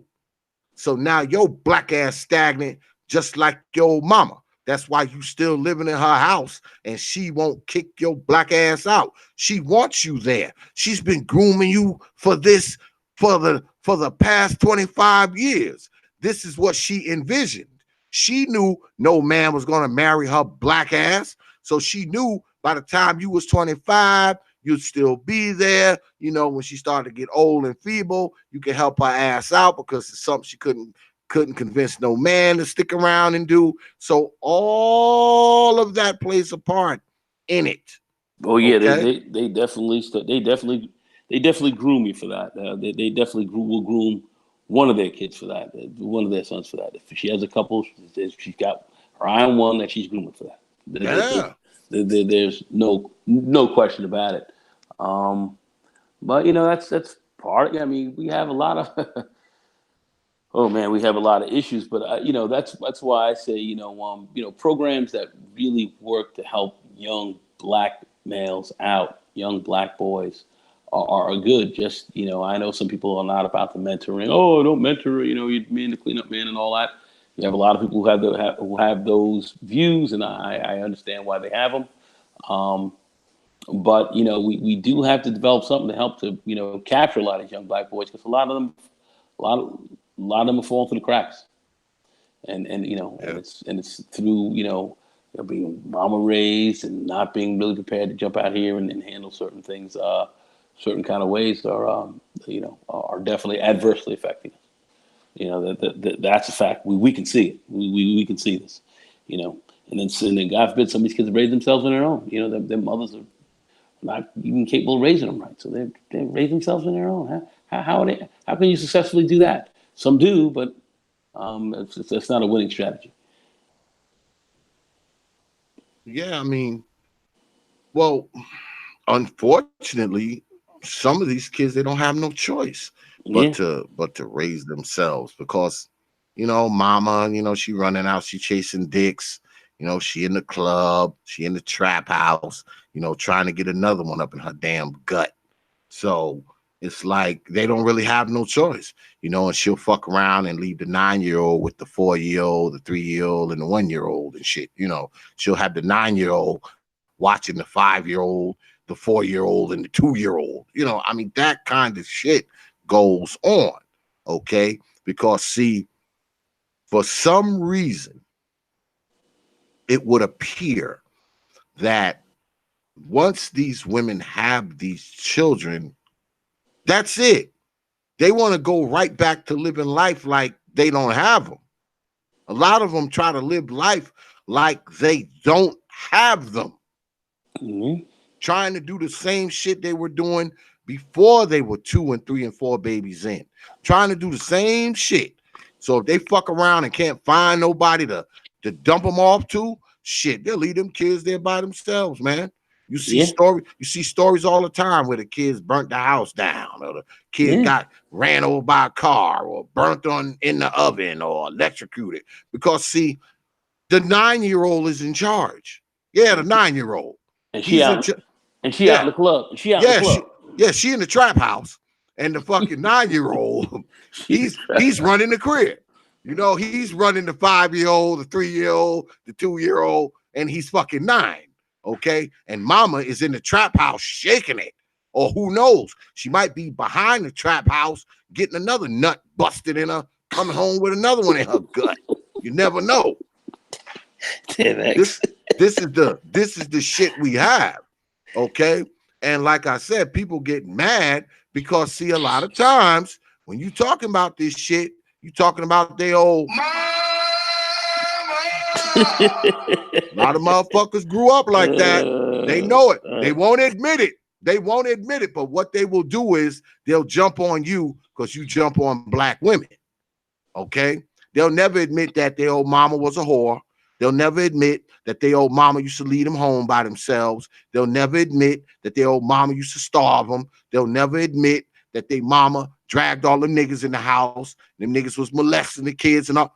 They'll never admit that shit as if it never happened to anybody. Man, I know my ex-wife, her cousin left her son with some old Negro, some trap house Negro she was running with. She had to go out to work or something. She ran and left this dude up in the crib with him. And then he ended up leaving the house, but he wanted to put the kid to sleep. And he gave the kid vodka to knock the kid out. Thank God she got home just in time to catch this kid who almost died of cardiac arrest from alcohol poisoning. And he gave an 8-year-old kid vodka, man, to put him to sleep. Yeah, I mean, but think about it, man, for all you goddamn mama's boys out there.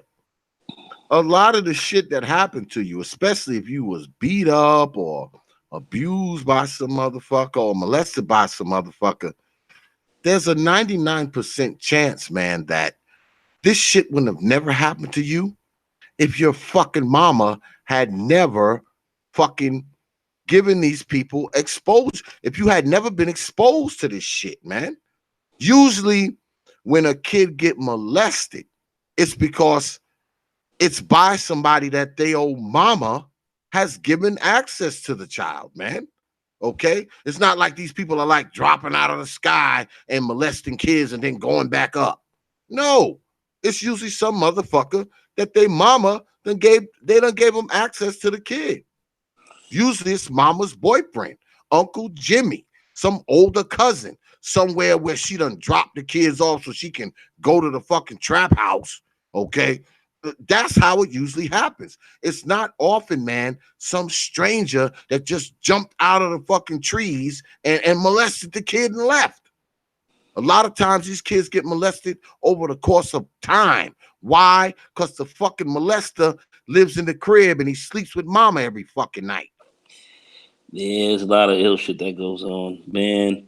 As I said, this single mama thing. I mean, there's some single mothers who have a better handle on some of this stuff, but you have a lot who are just out here running amok. And I just get tired of that shit, man. And very sloppy in this shit. Very sloppy. Yeah.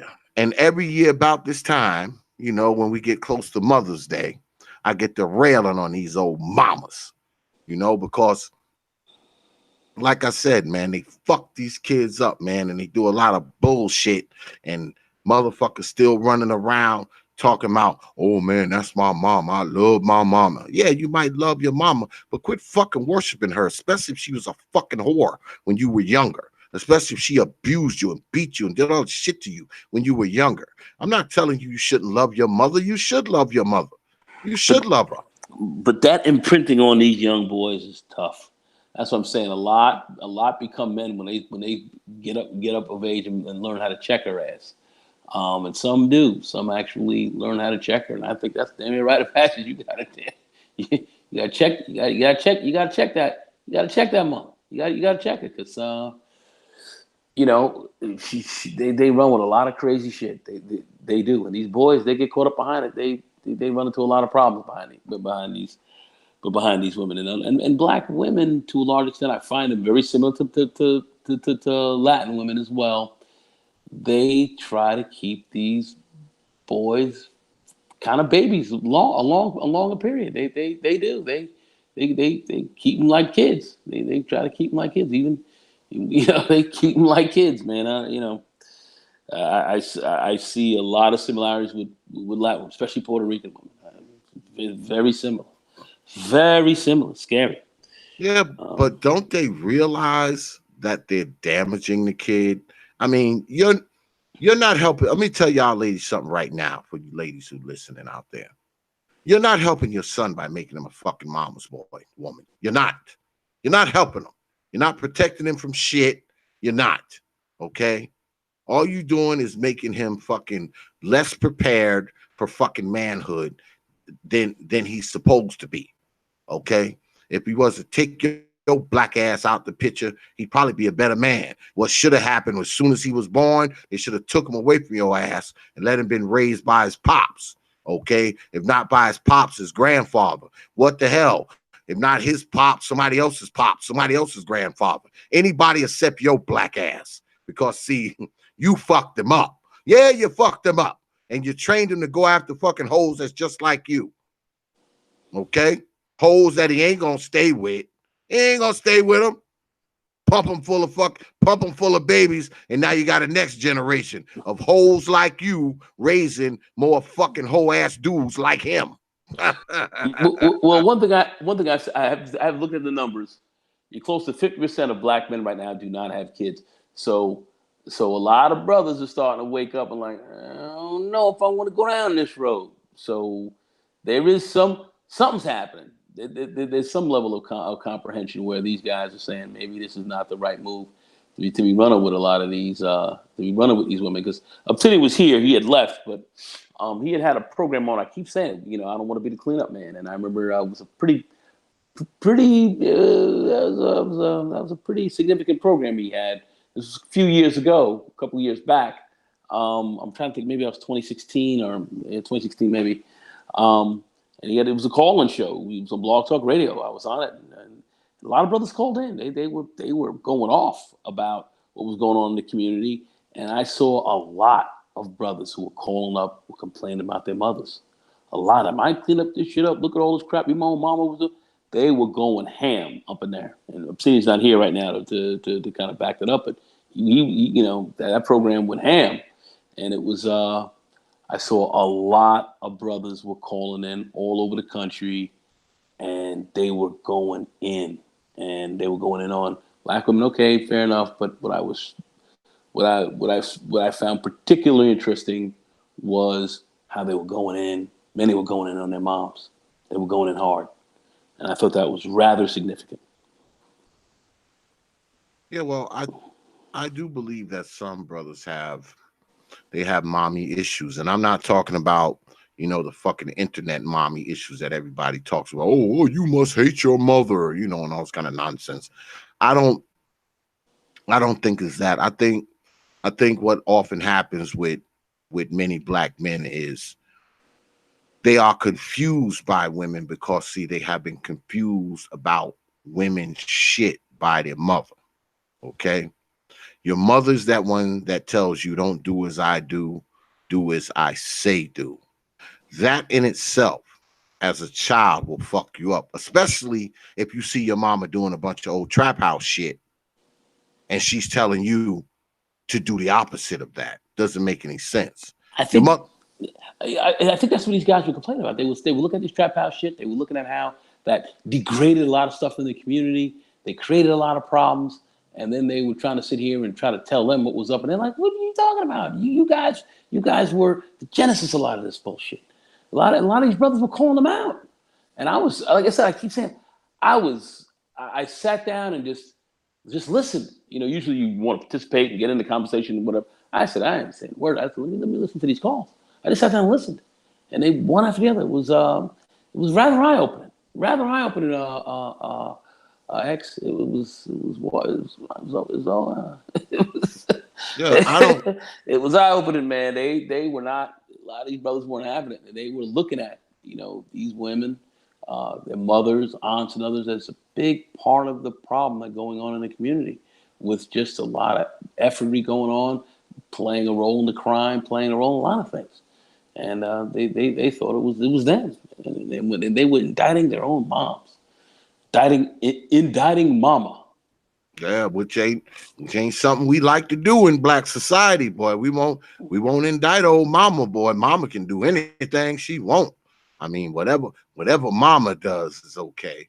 And that's what I think it is, man. I mean, I was talking about the mama issues that people talk about, and they think that people hate their mamas. See, I would venture to say that that's not really the case. I don't think they hate their mamas. I think that they overly love their mamas, that they worship their mamas.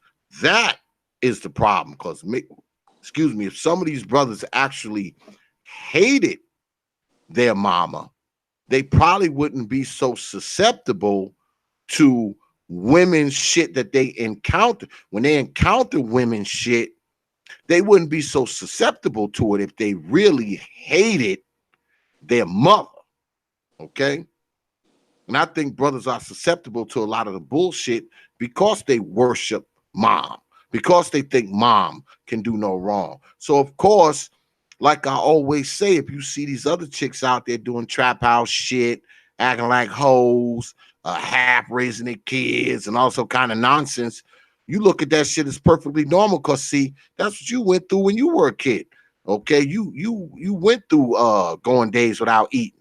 You went through your shoes fucking with holes in them and your damn little feet hanging out of them motherfuckers. You used to being in the house and watch mama traipse dudes back and forth in the house. Perfectly normal to you. I mean, your mama can walk up on you inside of school dressed like a hooker with a crack pipe hanging out her fucking mouth, smelling like somebody dumped a bucket of semen on her, and you would think that was perfectly normal. Why? Because you've seen it all your fucking life. There's nothing wrong here. That's mom. There's nothing wrong here.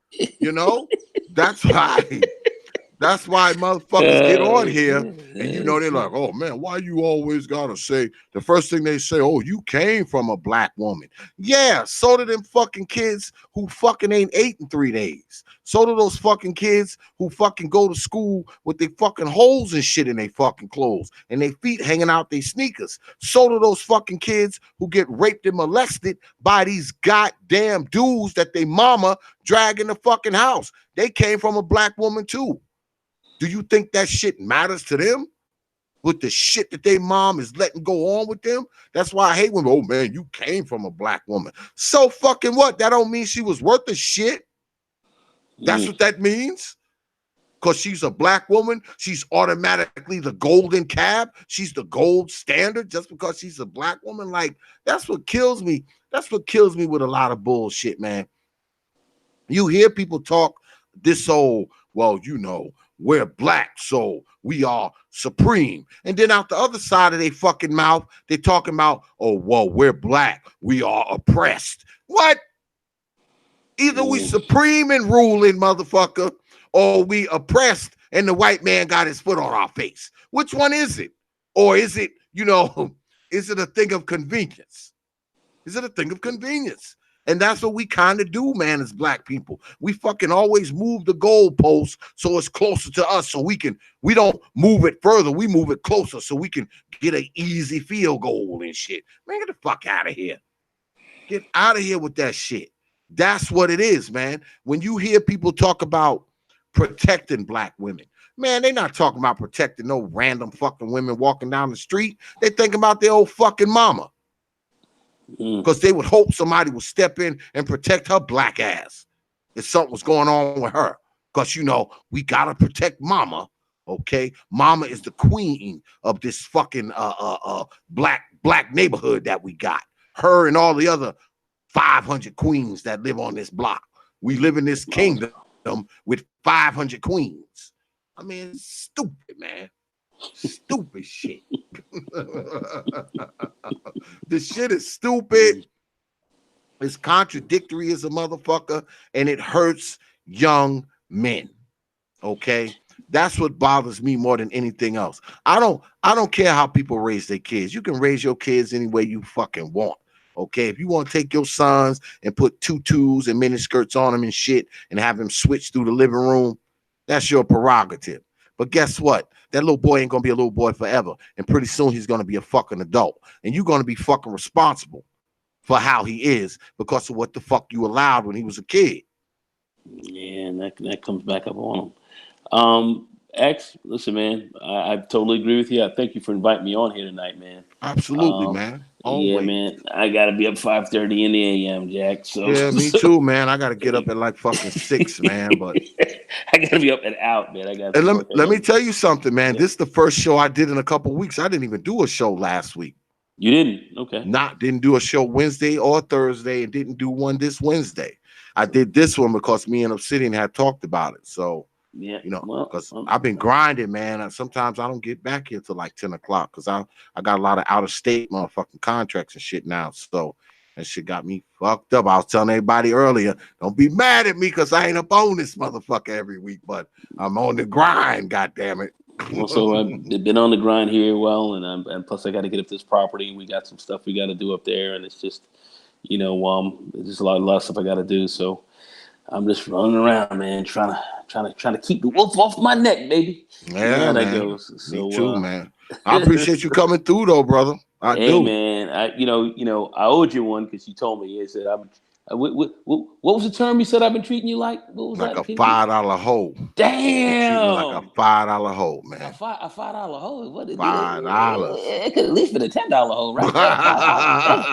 A $5 hole. Damn. Motherfucker. That's the word. That's why fucking Obsidian showed up too. That motherfucker been treating me like a $5 hole too. He was like, Damn, "Oh, dog. X, I'm coming tonight, man." Damn, $5 hoes. That's kind of rough.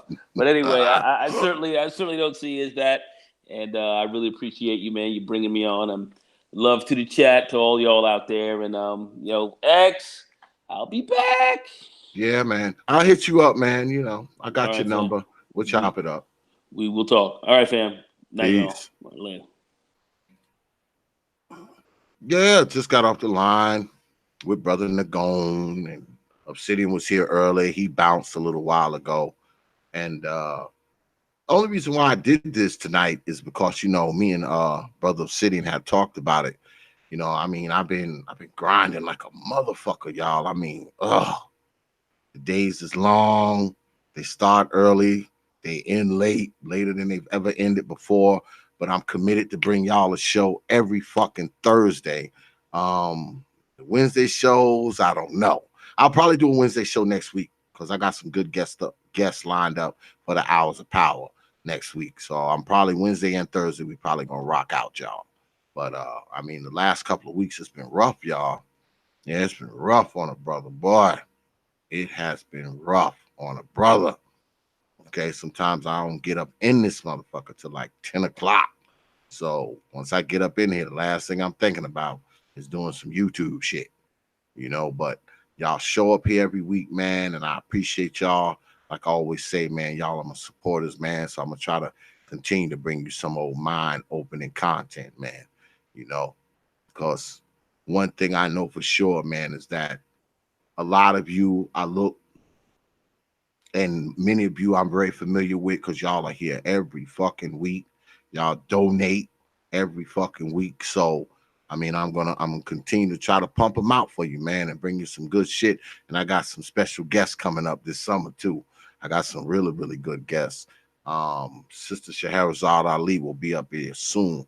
I tried to get her up here for y'all next week, but she said she couldn't. She's like, X, I can't. I gotta go to Texas or something. So I'm gonna try to get her up here within the next 2 or 3 weeks. As soon as she gets some settled downtown, because right now she's traveling, man. She's all over the place, man. She's going to New York, and she's in Texas, and then I think she's in California, and then some other shit she's doing. So I'm gonna have her up here soon. That's gonna knock y'all socks off. Any of y'all who've ever heard Sister Ali on my show before, y'all know how we get down. She's actually a friend of mine. So it's going to be nice to have her come up here and drop some jewels and shit, and maybe answer some phone calls. When she come up here, y'all better be calling in too, man, because she like when people call, and ask her questions. Y'all motherfuckers don't be wanting to call and ask no questions. When Sister Ali come up here, y'all better be calling and asking some questions, or I will come to every one of your goddamn houses and talk shit to you. Come to all y'all houses. Why the fuck you ain't call when Sister Ali was on the show? I'm coming to all y'all crib and talk shit to you. You don't ask no goddamn questions. Call in here. But this is the thing. When we talk about males made by mama, it encompasses all the things we talked about tonight. All the things that Obsidian said, all the things that Brother Nagone said, all the things that I have said. Many of us, we're males made by our old mama. That's why we think the way we think, act the way we act, do the shit we do, talk the way we talk.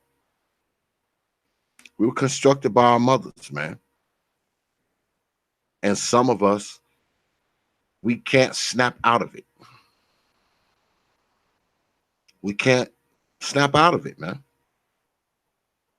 A lot of us do. But see, that's usually after we get the fuck away from mama. We got to get away from mama. See, I was fortunate. I was raised by my old man. So what does that mean? He taught me the things that I needed to know to be able to move out. You understand? You understand? He taught me the things I needed to know to be able to move out. So when he told me when I was 14, shit, but told me times before then, if you don't like what's going on here, get your own shit. Move out. Go live somewhere else. All right? So when he was telling me that, I was planning that shit, man. I planned to move out of my parents' house when I was like 14, 15. When I was 14 or 15, moved the fuck out. Why? Because I didn't want to follow my parents' rules anymore. I started planning when I was 15. Probably would have moved out when I was 15. Just didn't have enough money. By the time I got to be 17, I did. And I moved out. And I still had like 3-4 months of high school left. Graduated high school and went to college too. So I wasn't what the hell? Will somebody do me a favor and get Kevin 7 out of here and his fucking friend Clay Monster or whoever the fuck they are? Somebody get these motherfuckers out of here because they spamming my shit. Never mind. I'll do it myself.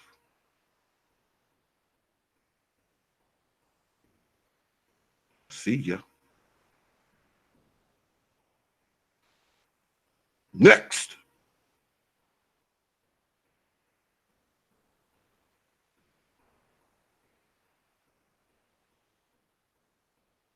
And YouTube. Next.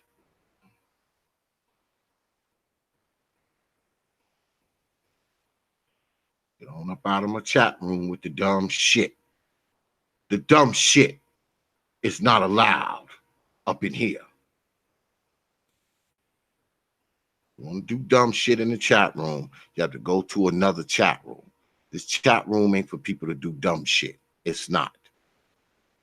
You want to say something, you want to contribute something, even if you disagree with what the fuck I'm saying, that's fine too. But just don't come up here writing a bunch of dumb shit in there and spamming and write something over and over. You're getting blocked, man. You're going to have to go and make up another account and try to come back. That's how that goes. Now, you may not like that, but I don't give a shit. This is the TPOT YouTube page. And on the old TPOT YouTube page, there's not going to be any of that bullshit on here. All right? If you ain't got something decent to contribute, just shut the fuck up or get the fuck out. I don't know why people insist on watching material that they claim they hate. You don't like the material. Why are you here then? Why? Oh, are you trying to convince me to tailor my material to something that you like? Good luck with that. Good luck with that. Fucking mama's boys. Only you motherfuckers raised by your old mamas do that stupid ass mama shit. Goddamn mama's boys. You show yourself. You show your hand when you do that shit. You don't like the material. Why the fuck are you here? You know what I don't do? Let me tell you what I don't do. Okay? People's material that I don't like, you know what I don't do? I don't watch their shit. I don't come up on their page and write stupid ass comments or type how much I hate them. I show them how much I hate them by not watching them. You understand? Because, see, you motherfuckers are fans and don't even know you're a fan. You don't even know you're a fan of somebody. Because you watching their shit every day, you're a fan. You're a fan perpetrating as a hater. You motherfuckers can't even hate right. You're a fan perpetrating the fraud as a hater. You're no hater. If you were a hater, you wouldn't be watching every day. You wouldn't watch this person every day if you really hated them, right? If you really hated them, you wouldn't be watching them every day. You wouldn't make it your business to comment in their chat room. You wouldn't make it your damn business to subscribe to their channel. Why am I subscribed to the YouTube page of a person that I claim I don't like? That's just like being subscribed to a fucking newspaper, getting it delivered to my house and I don't even read it. The motherfuckers be piled up in the fucking driveway out there. It'd be just a mountain of fucking newspapers.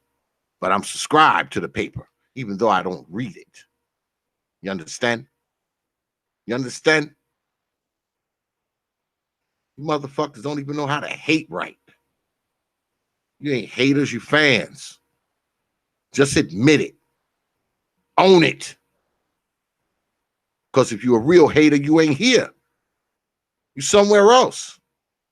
You hate my shit. You wouldn't be here watching it. You no fucking hater. You a fan. And you're a fraud. All at the same time. And you're probably a fucking mama's boy too. Because that's how your mama is, right? All the shit she claims she hate, you always catch her doing it, right?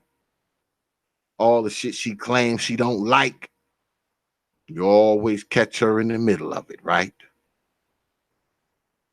All the shit she tells you not to do, her ass always doing it, ain't she? All the shit she tell you to do, you never see her doing it, do you? That's what it is, you fucking mama's boys.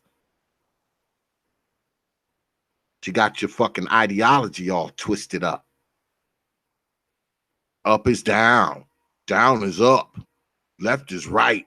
Right is left. Right? Same old shit. Yeah, that's right. WOTP. The shit is childish. Childish. Shit. Fucking dudes, man. Told you they just like their old mamas. Mama raised, mama trained, mama made. That's why they're gonna be living in mom's basement till mom dead.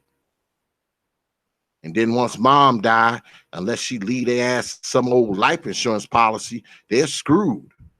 Now they're gonna be standing on the side of the road with a fucking tin cup, talking about their work for food and shit. Fucking bullshit. That's what's wrong with a lot of pockets of black society anyway. A lot of these motherfuckers are just males made by mama. And you hear people talking about how black men should lead and all that shit. A lot of black men are never going to be able to lead. You know why? Because they was taught by some fucking body who doesn't have any type of leadership skills. Somebody who doesn't even have a leadership mind state. Shit, you think some of these motherfuckers raised by these old hoes with no male influence, they gonna get up and lead the community? Now you'll hear people talk about these one-offs who came from baby mamas and became these great men. One-offs. Most of these motherfuckers who come from these old baby mamas, they don't amount to shit.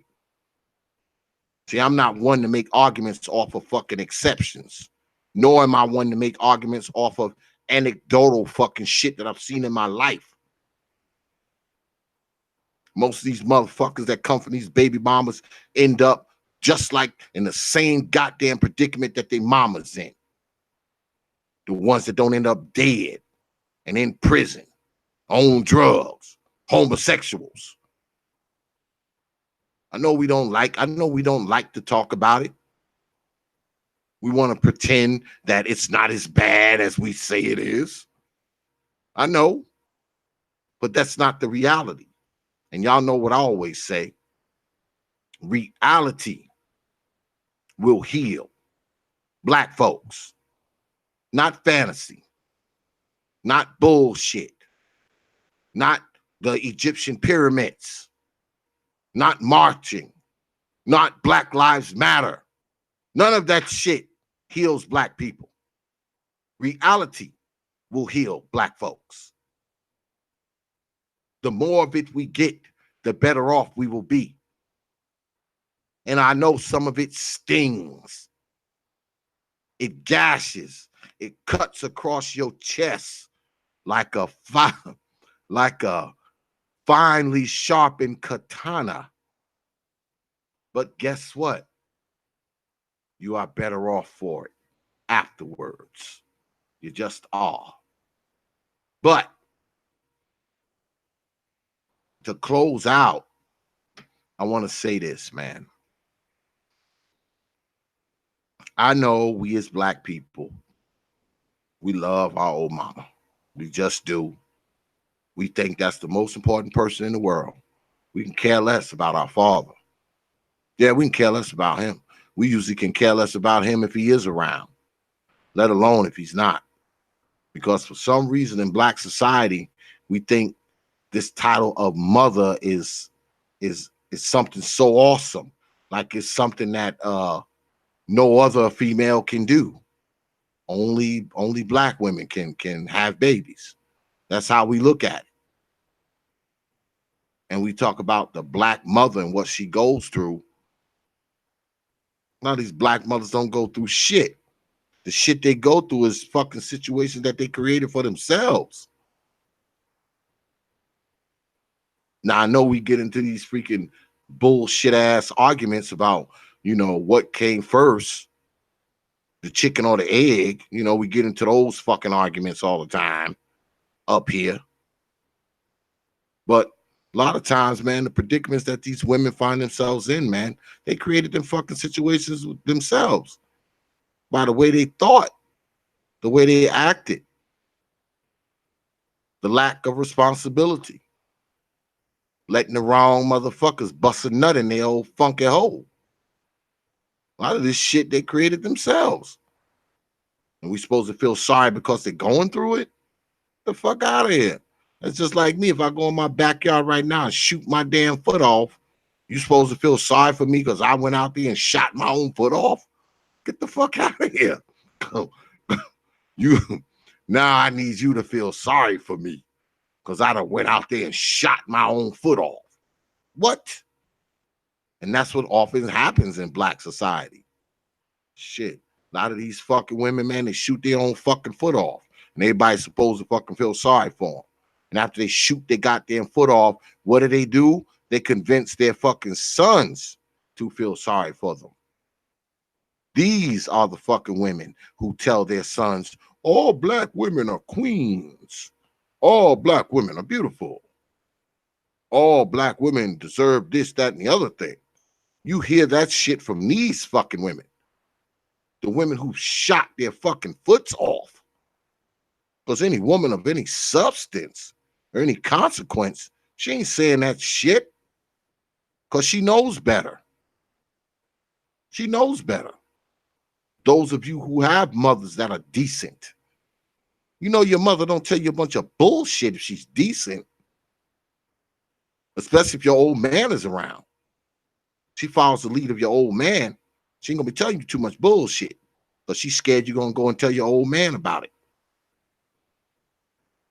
But when them fucking women are raising these kids unchecked, unbridled, unscrutinized, they teach them a whole bunch of bullshit.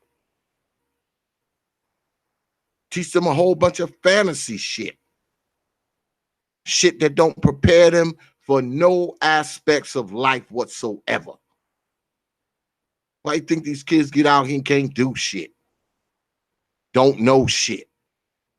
Because she didn't do shit. She doesn't know shit. That's why. It's always the motherfuckers trapped up under their mama who are always at a disadvantage for some reason. Why is that?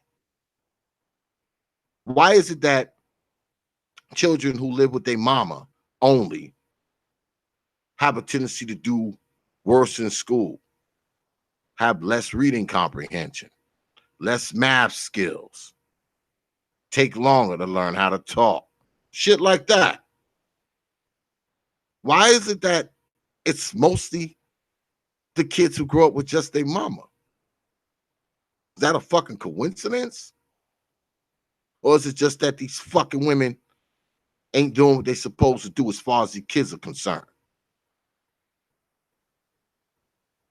You decide. Y'all already know what I think. But you decide. And like I always said, the worst thing is that a lot of males suffer because of this. Because they're males operating with a female psychology. And they started young. They started young. When they 2 and 3 and 4 and 5. And it's not like their mama stop it when they get a certain age. Shit, they're gonna be dealing with that fucking effeminate female psychology all the way up until the time till they move out of their mama house. And shit, a lot of times brothers move out of their mama house and they still a fucking mama's boy. Because they're a male made by mama. They're a male made by mama. Y'all know that shit Obsidian says. Mama!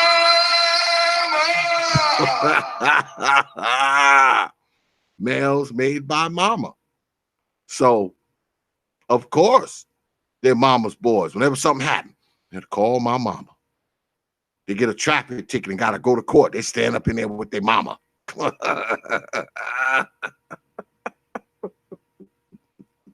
Whatever happens, they stand up in there with their old mama. Motherfucker 28. But when he go to court, he got to bring his mom with him and shit. He's got his lawyer and his mom.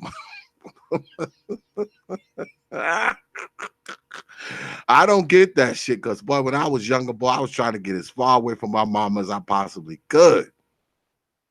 Ain't nowhere in the hell I could see myself 20, 25 years old, and I got to bring my mama with me as I take care of my adult business. I got to bring my mom with me to help me and speak for me. And what?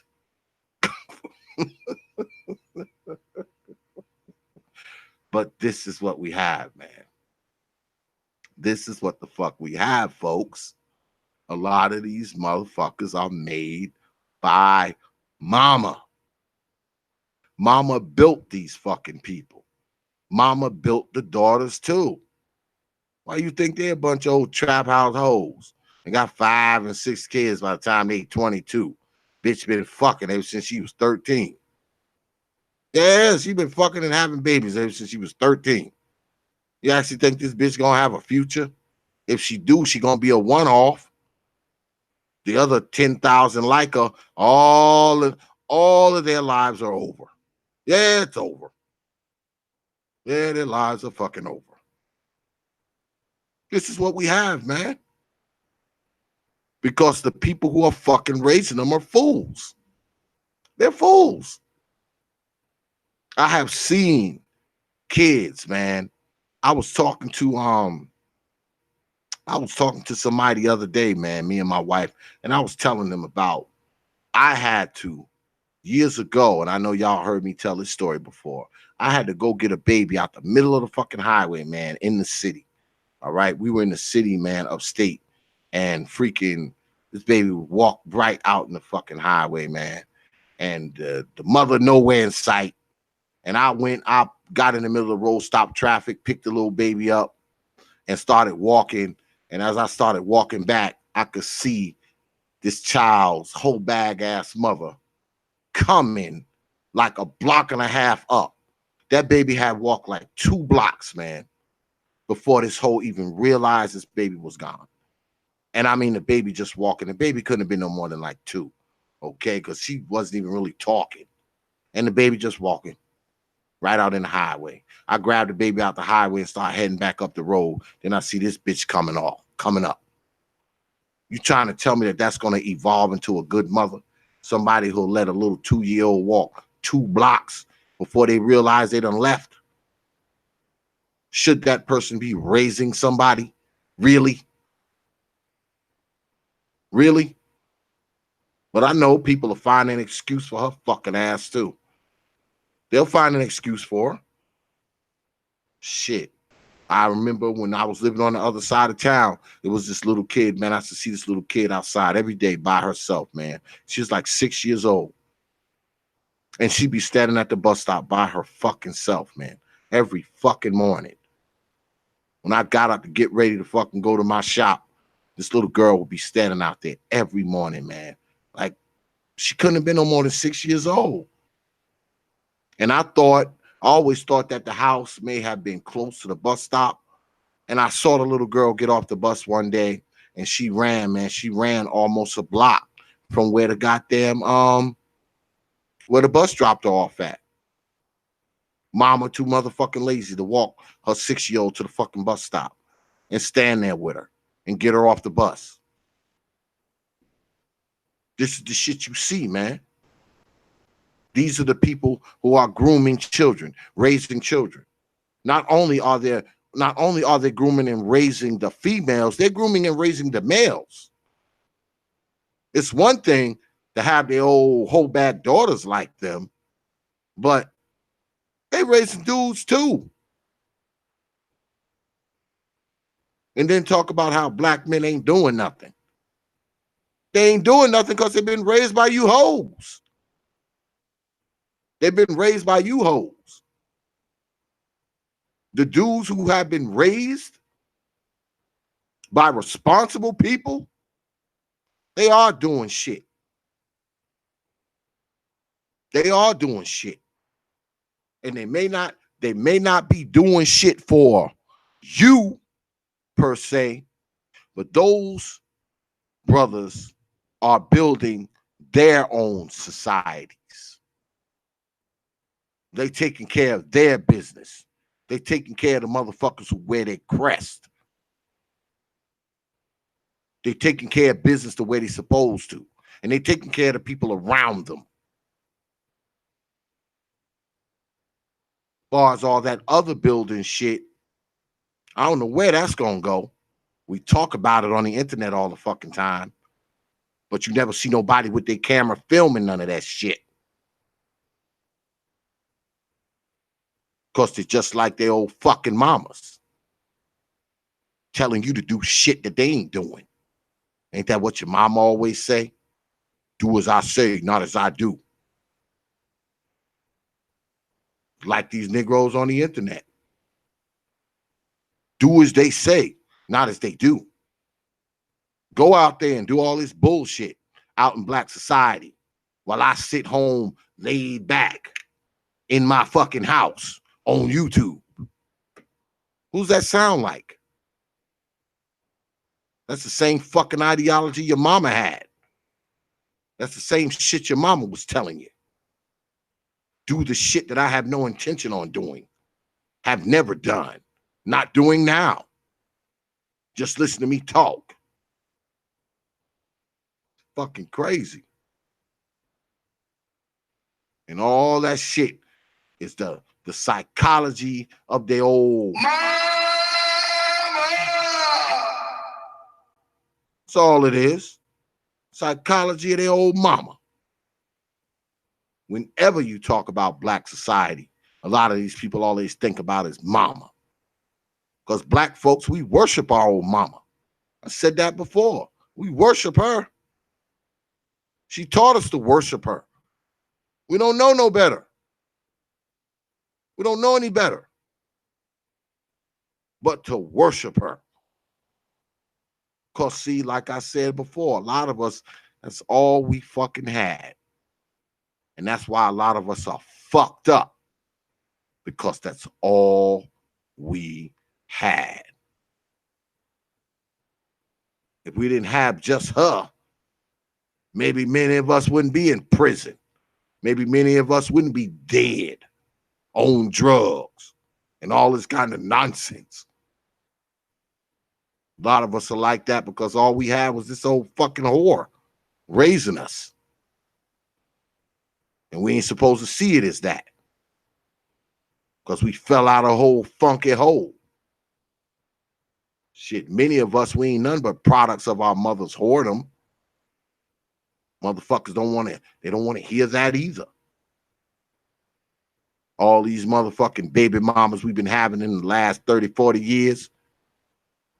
You trying to tell me that none of our mothers was hoes? None of us are products of whoredom? None of us? None of us are? You are definitely a goddamn male made by mom if you believe that shit. Some of us ain't nothing but products of our mama's whoredom. It's all. Some of us, we only got fucking created. A lot of us got created over a $20 bag of crack, man. Some motherfucker gave our mama fucking a $20 bag of crack and busting her, and here we are. That's real.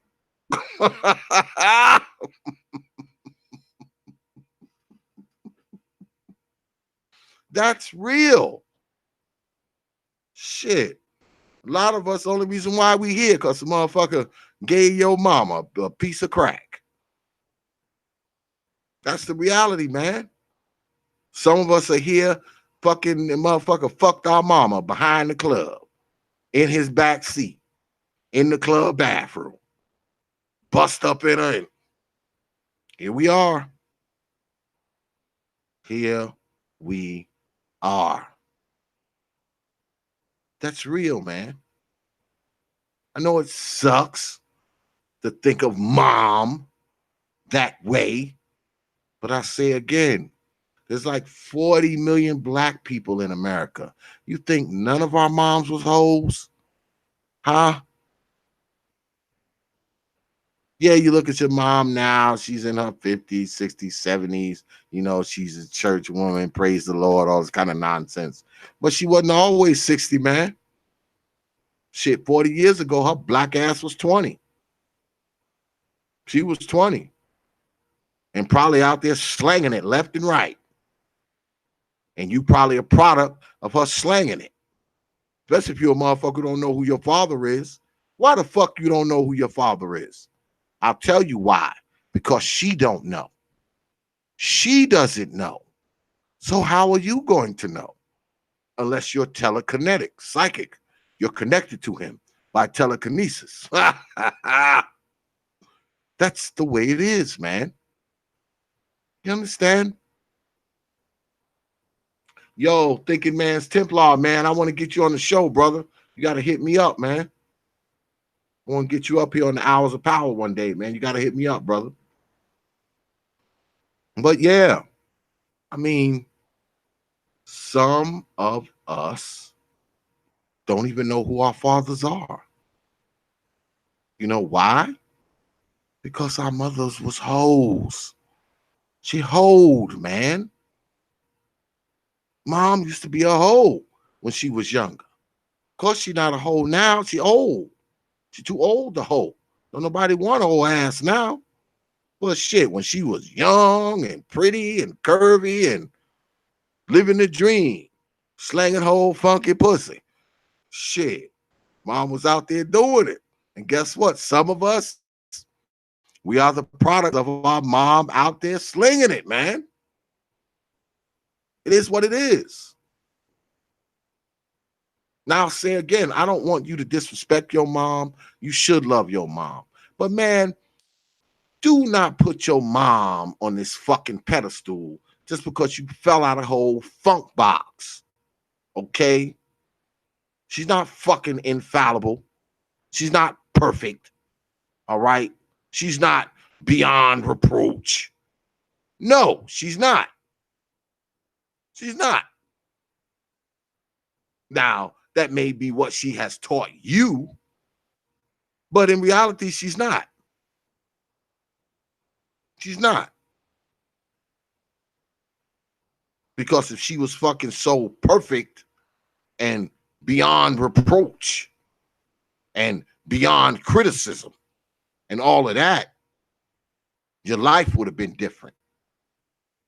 Your life would have been different. Whenever you hear a motherfucker say, mom did the best she could, they know that's a fucking lie. The fact that they're saying that lets me know that she didn't do the best she could. Because see, when they saying that, they thinking about them days they went hungry. They thinking about mama's boyfriend fucking raping them. They thinking about mama leaving them home by themselves. They thinking about fucking no food being in the house. They thinking about their fucking feet hanging out their sneakers and shit. That's why they say, mama did the best she can. No, the fuck she didn't. She did as little as she can. She did the best she can with indoctrinating your black ass, making you think that she somehow was doing a good job, even though you, your brothers and your sisters were suffering. She was doing an excellent job. And of course you believe it, because you're fucking mama's boy. Male, made by mama. Males, made by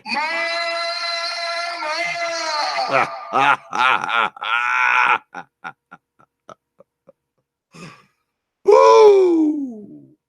Oh shit, Loadcast in the house. Yo, man, Loadcast.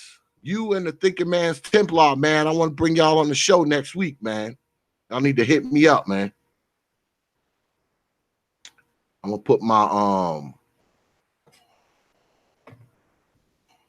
I'll put my email in the chat right quick.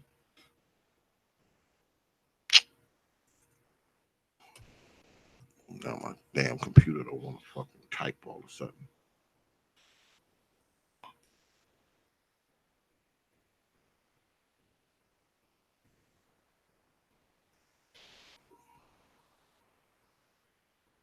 Yeah, man.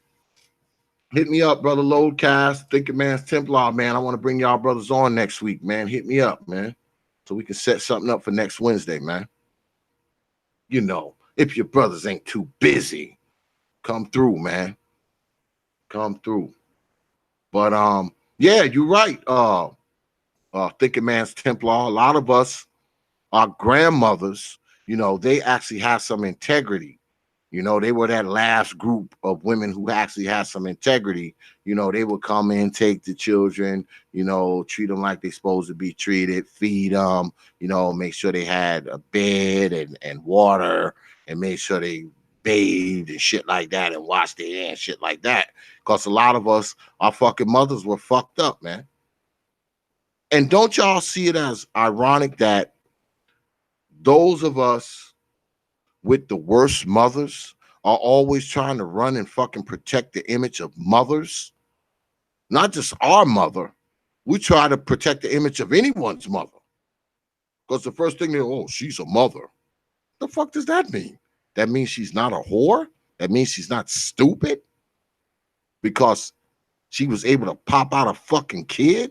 She gets some special fucking treatment, some special recognition even though she's doing some of the dumbest shit and abusing the fucking child? Doesn't make any sense.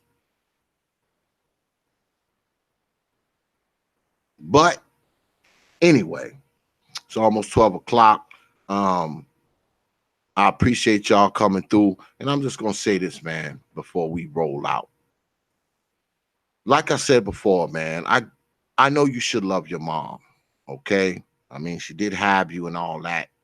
And a lot of y'all, you know, you had decent mothers and, you know, she raised you to be a decent person, and she might have even married your black ass daddy and fucking y'all turn into something.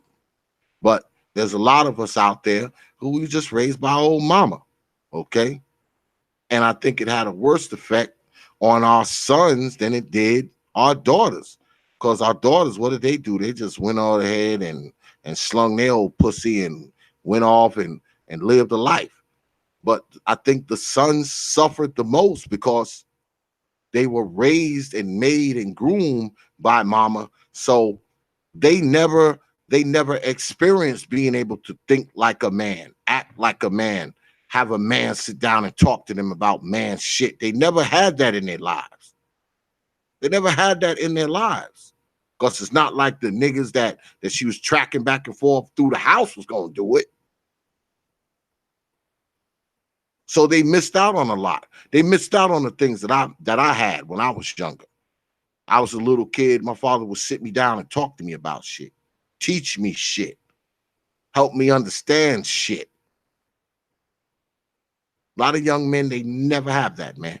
They go through their whole life, and when they do encounter men, they don't even know how to deal with other men. They don't even know how to deal with other men. They never had to. It was just them, their sisters, mama, grandmama, auntie. They don't know how to deal with men at all. Never had to. And I believe those men are the men who are running around with 15 baby mamas. Especially if they one of 9 of their own mamas. Of course they got 15 baby mamas. They was never taught no sexual discipline. How could they be taught sexual discipline by someone who doesn't have any? Especially if she got 9 baby daddies and they all close in age. Shit, she dropped your ass out, and 6 months later, she was right back on another penis and another one in her gut. She had no sexual responsibility whatsoever. So, of course, she couldn't teach it to you. And you watched the Negroes go in and out the house. So this is what you thought it was. You saw the Negroes come in and out of there. And you figured it out pretty quick that they was going in there fucking mom. They wasn't going in there playing checkers with mom. They wasn't going in there playing Monopoly or fucking shoots and ladders. You quickly figured out when you were a little kid that they were going in there and they were fucking mom. Okay? They were fucking mom. Do you understand? You figured that out. So, of course, you thought this is how it went. You go and you fuck hoes and they have babies for you. That's it. That's what mom taught you. This is what men do. She also taught you this is what women do. They lay in there all day long and men come in and out of that motherfucker like it's a cigar lounge. That's what she taught you. So, of course, you got 10 baby mamas. You got 10 women who just like her black ass. Oh, whole bag, good for nothing baby factory. With no plan, no future, no dreams, no goals. Just fucking existing. Never leveling up. So, you wonder why you are just existing and never leveling up? I'll tell you why. Because, see, you, my friend, are a male. Made by Mama! I'm just saying. But anyway, I want to thank everybody for coming out tonight, man. Good show. This is gonna be the last one of the Mama series for a while, you know, because I've been hammering this Mama shit, Mama's boys. I've been hammering it. So this is gonna be the last one for a while. But like I said, I appreciate everybody coming out.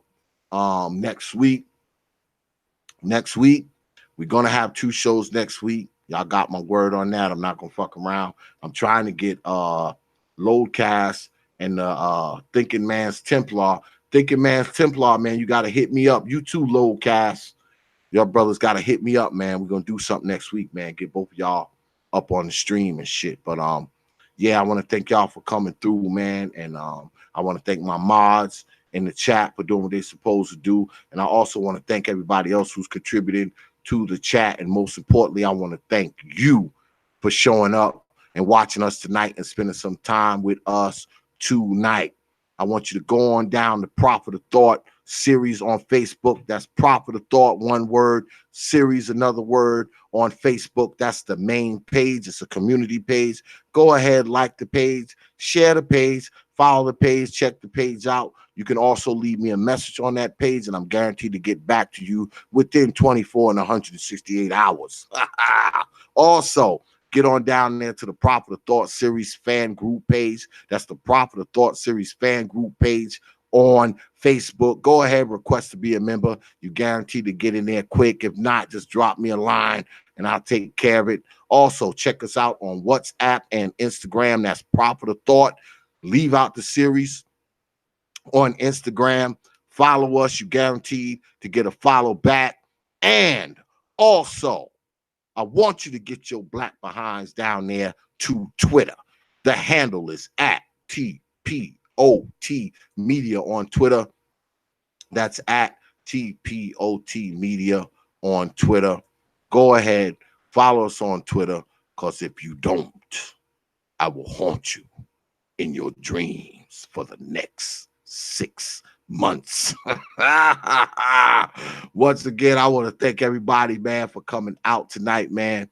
Good show. I also want to thank my guest of honor, Brother Obsidian, and my boy, Brother NAGONE. I will see y'all right here next week, same time, same channel, right here on the TPOT YouTube page, 9:30 p.m. Eastern Time.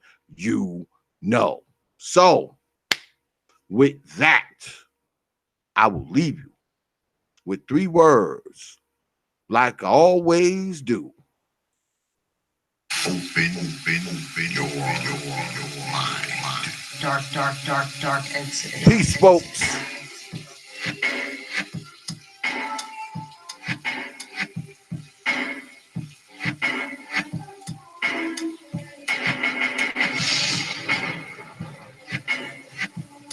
The protester.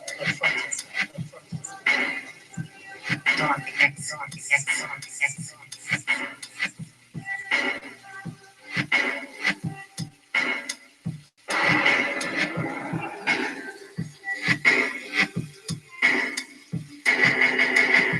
Open your mind.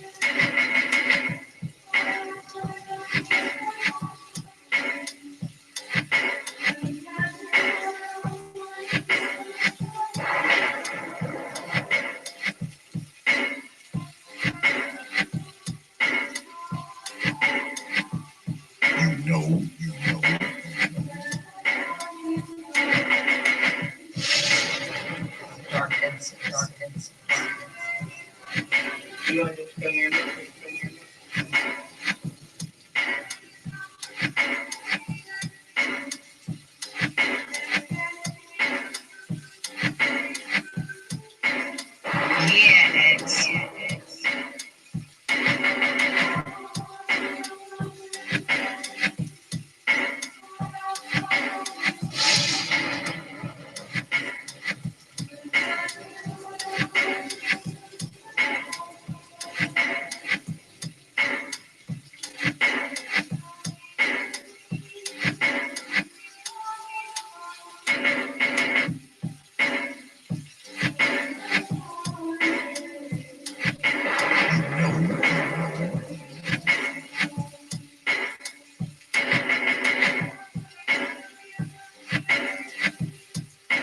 You understand?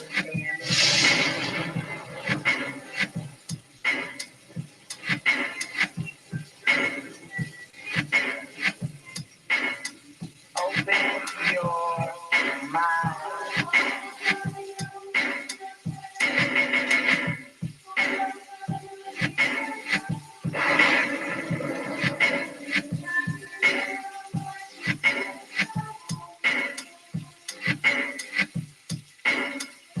Dark Yes.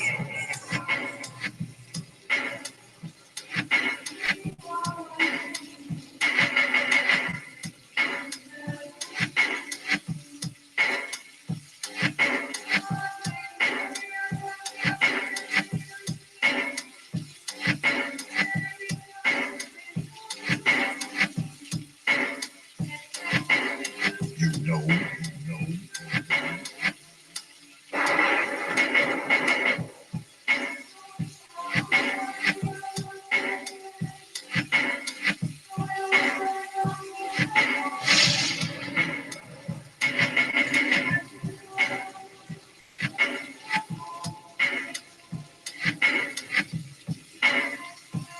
You understand?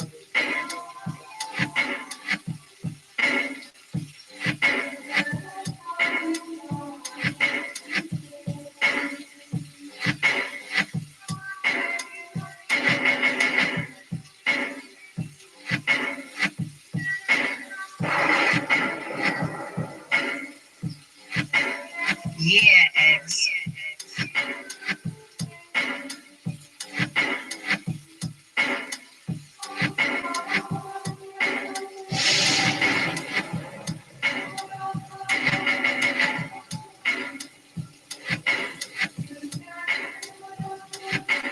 Open your mind.